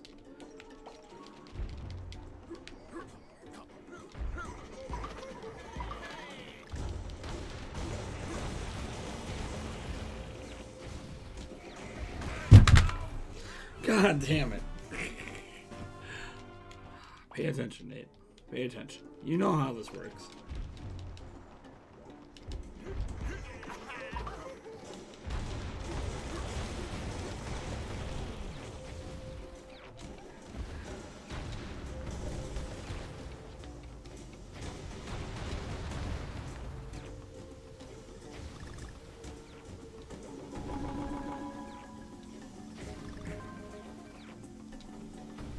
Oh, bullshit.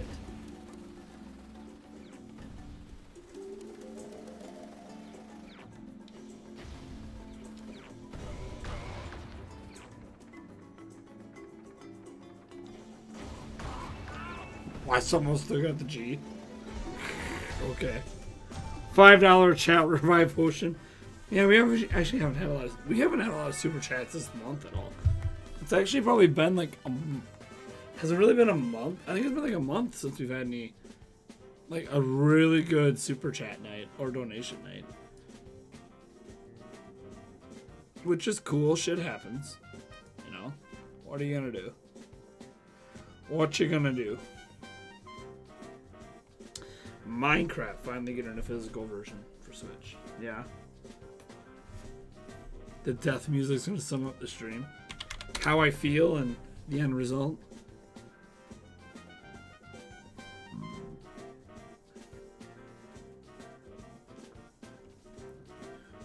Oh shit. Some good news out there right now.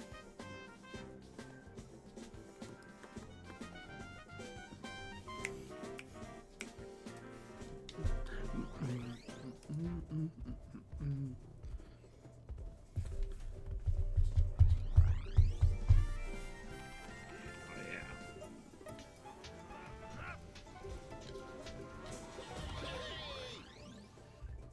Alika likes Minecraft. Good for him. Is there anyone else live streaming right now? Haven't checked. Let me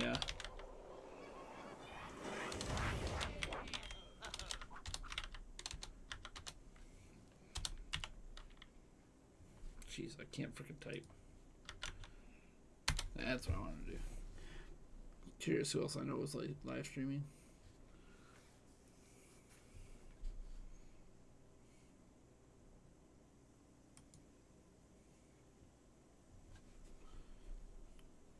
The only one I know live stream right now is Obi-Wan.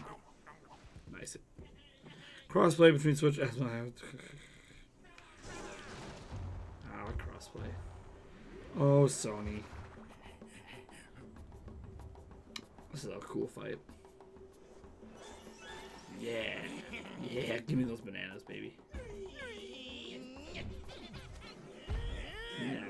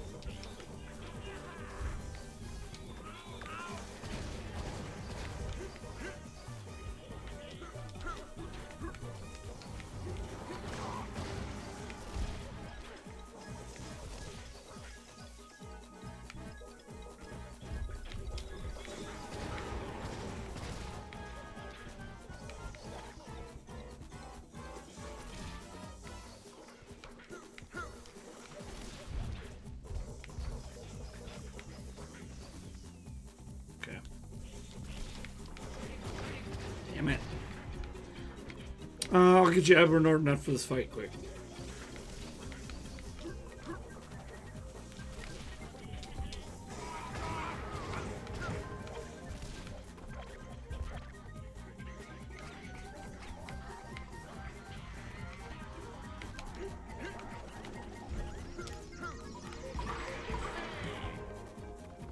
So I'll get you out for this fight.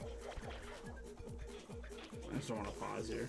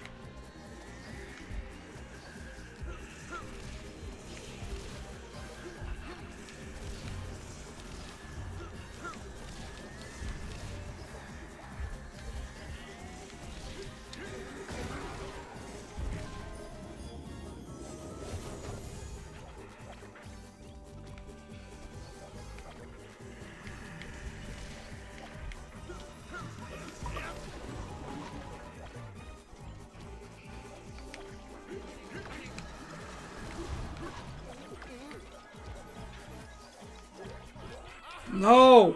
Oh, I wasn't paying attention. Model Soul. Ninja Bees. Alright. Give me a second there.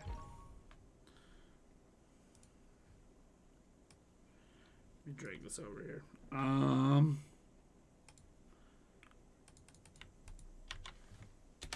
Let me mute my Switch. Desktop audio.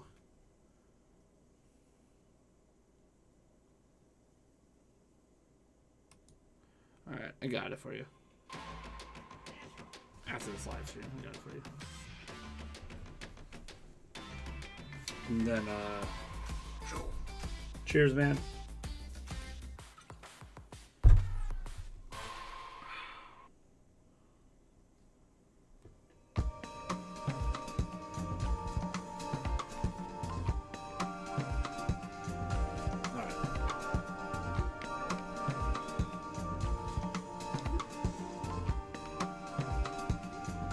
It's not a script, it's fight.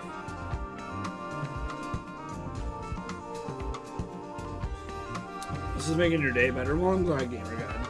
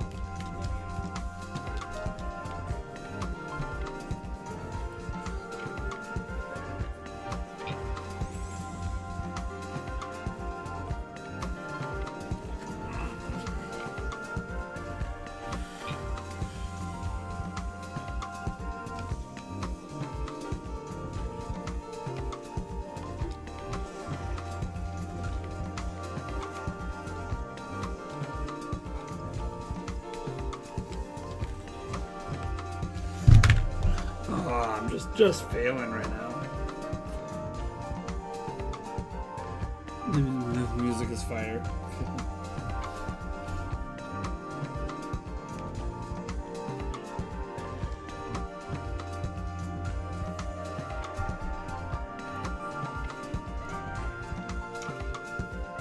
Still a decent amount left in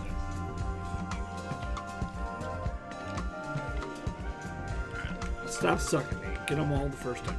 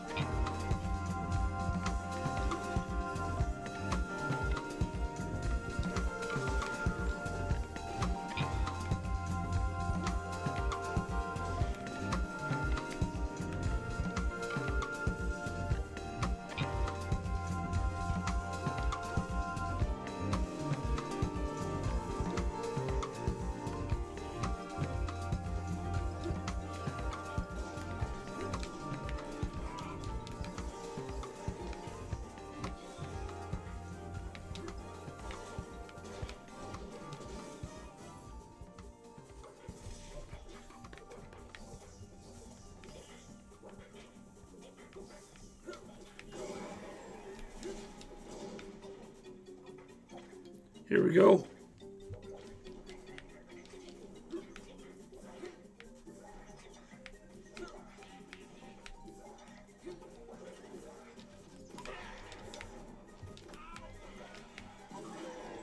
Neutralize life's odors automatically.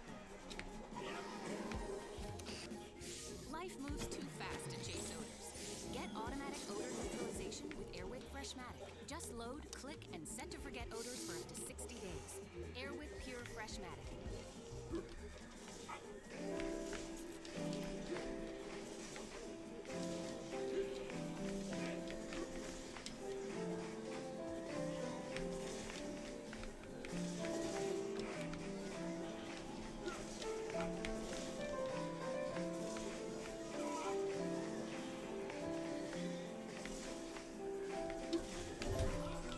Damn it! Keep screwing up. So stupid. I've already beaten this guy twice before. Well, alright, that music's paused. Trying to switch stuff back on. Thanks so much for that request, Edward. It was awesome.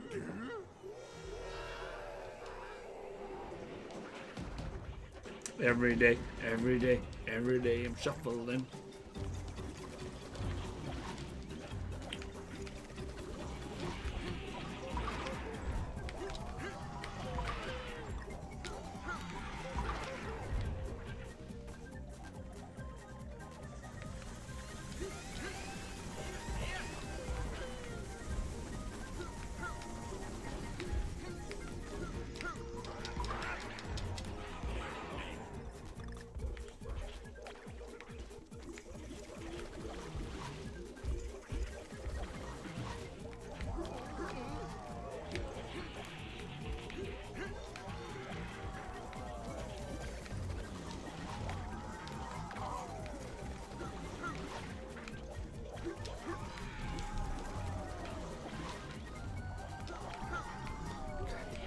God damn it.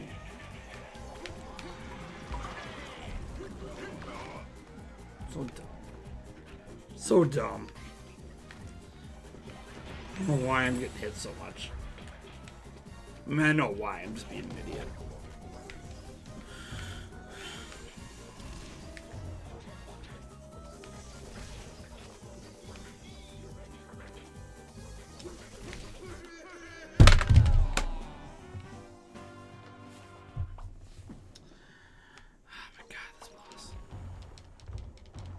I'm gonna get this guy. It's gonna happen. Never struggled this much. Well, it's been a while since I played, I guess, but still.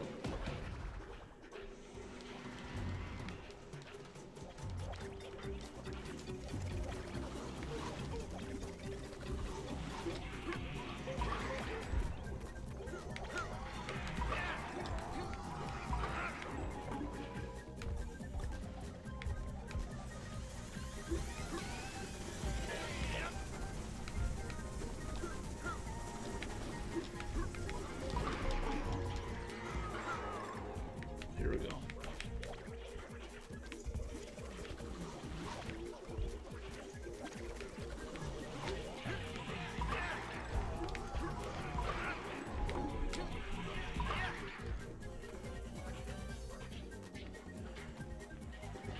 Here we go.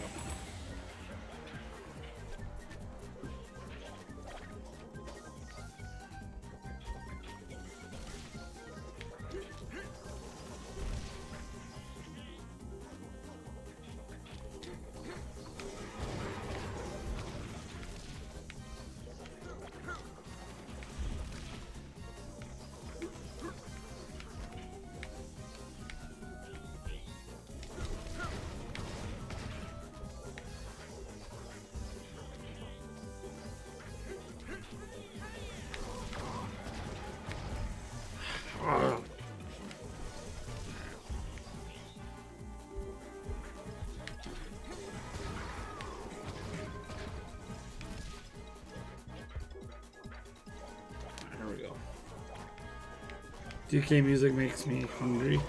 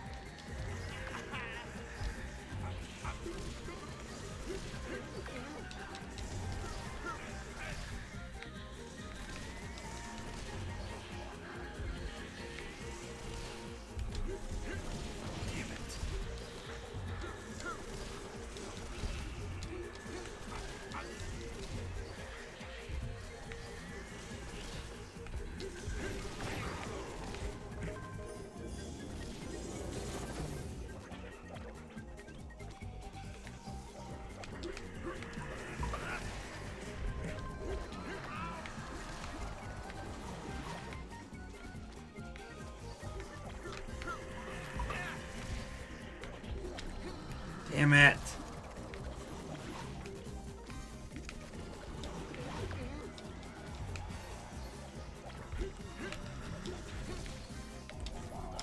No. Oh my god. Come on, Nate.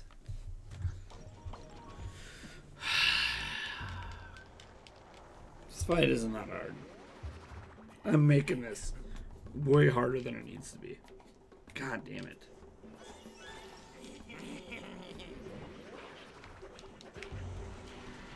Here we go.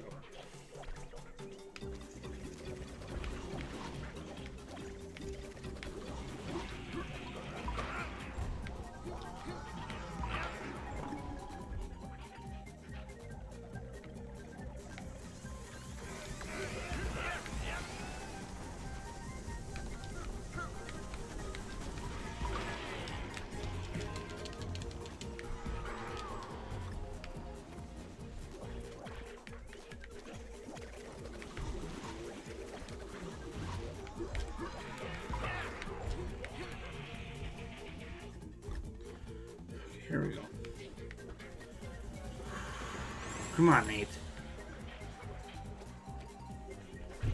It's not screwed up this time. You got this. No more monkeying around. Instagram. God, fuck you. Fuck you, monkey. God damn it.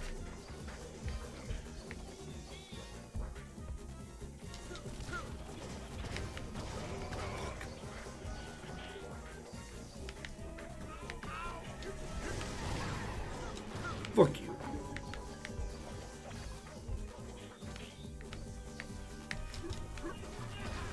Fuck you. Fuck. Fuck.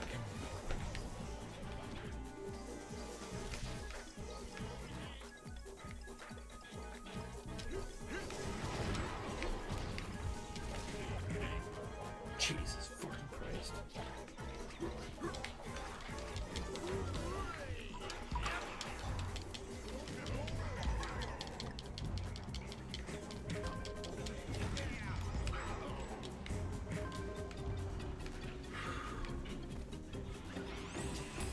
Come on, Nate.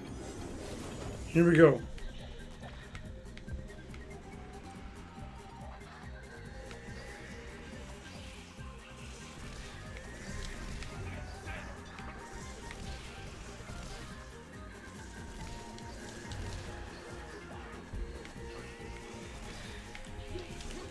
Fuck.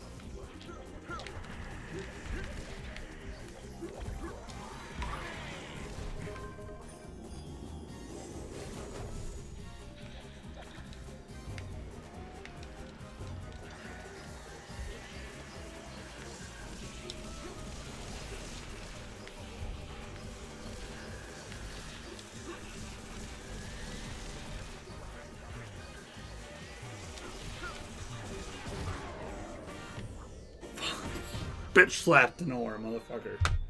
Get the fuck out of here. Jesus.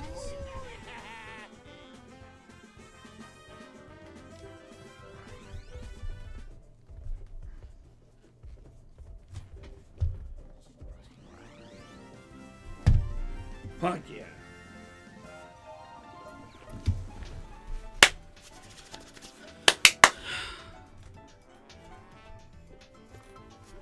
All right. Whew.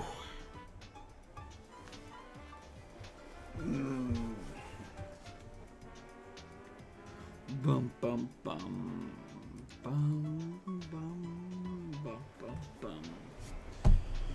All right, folks. I think that might be it. Oh. I think we're gonna call it a night there, so I can get some sleep.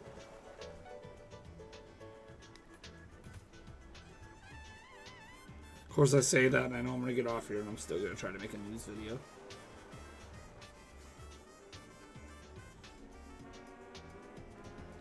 One White Kong, you're with me on the debate tomorrow? You with me like you support me on the debate or what?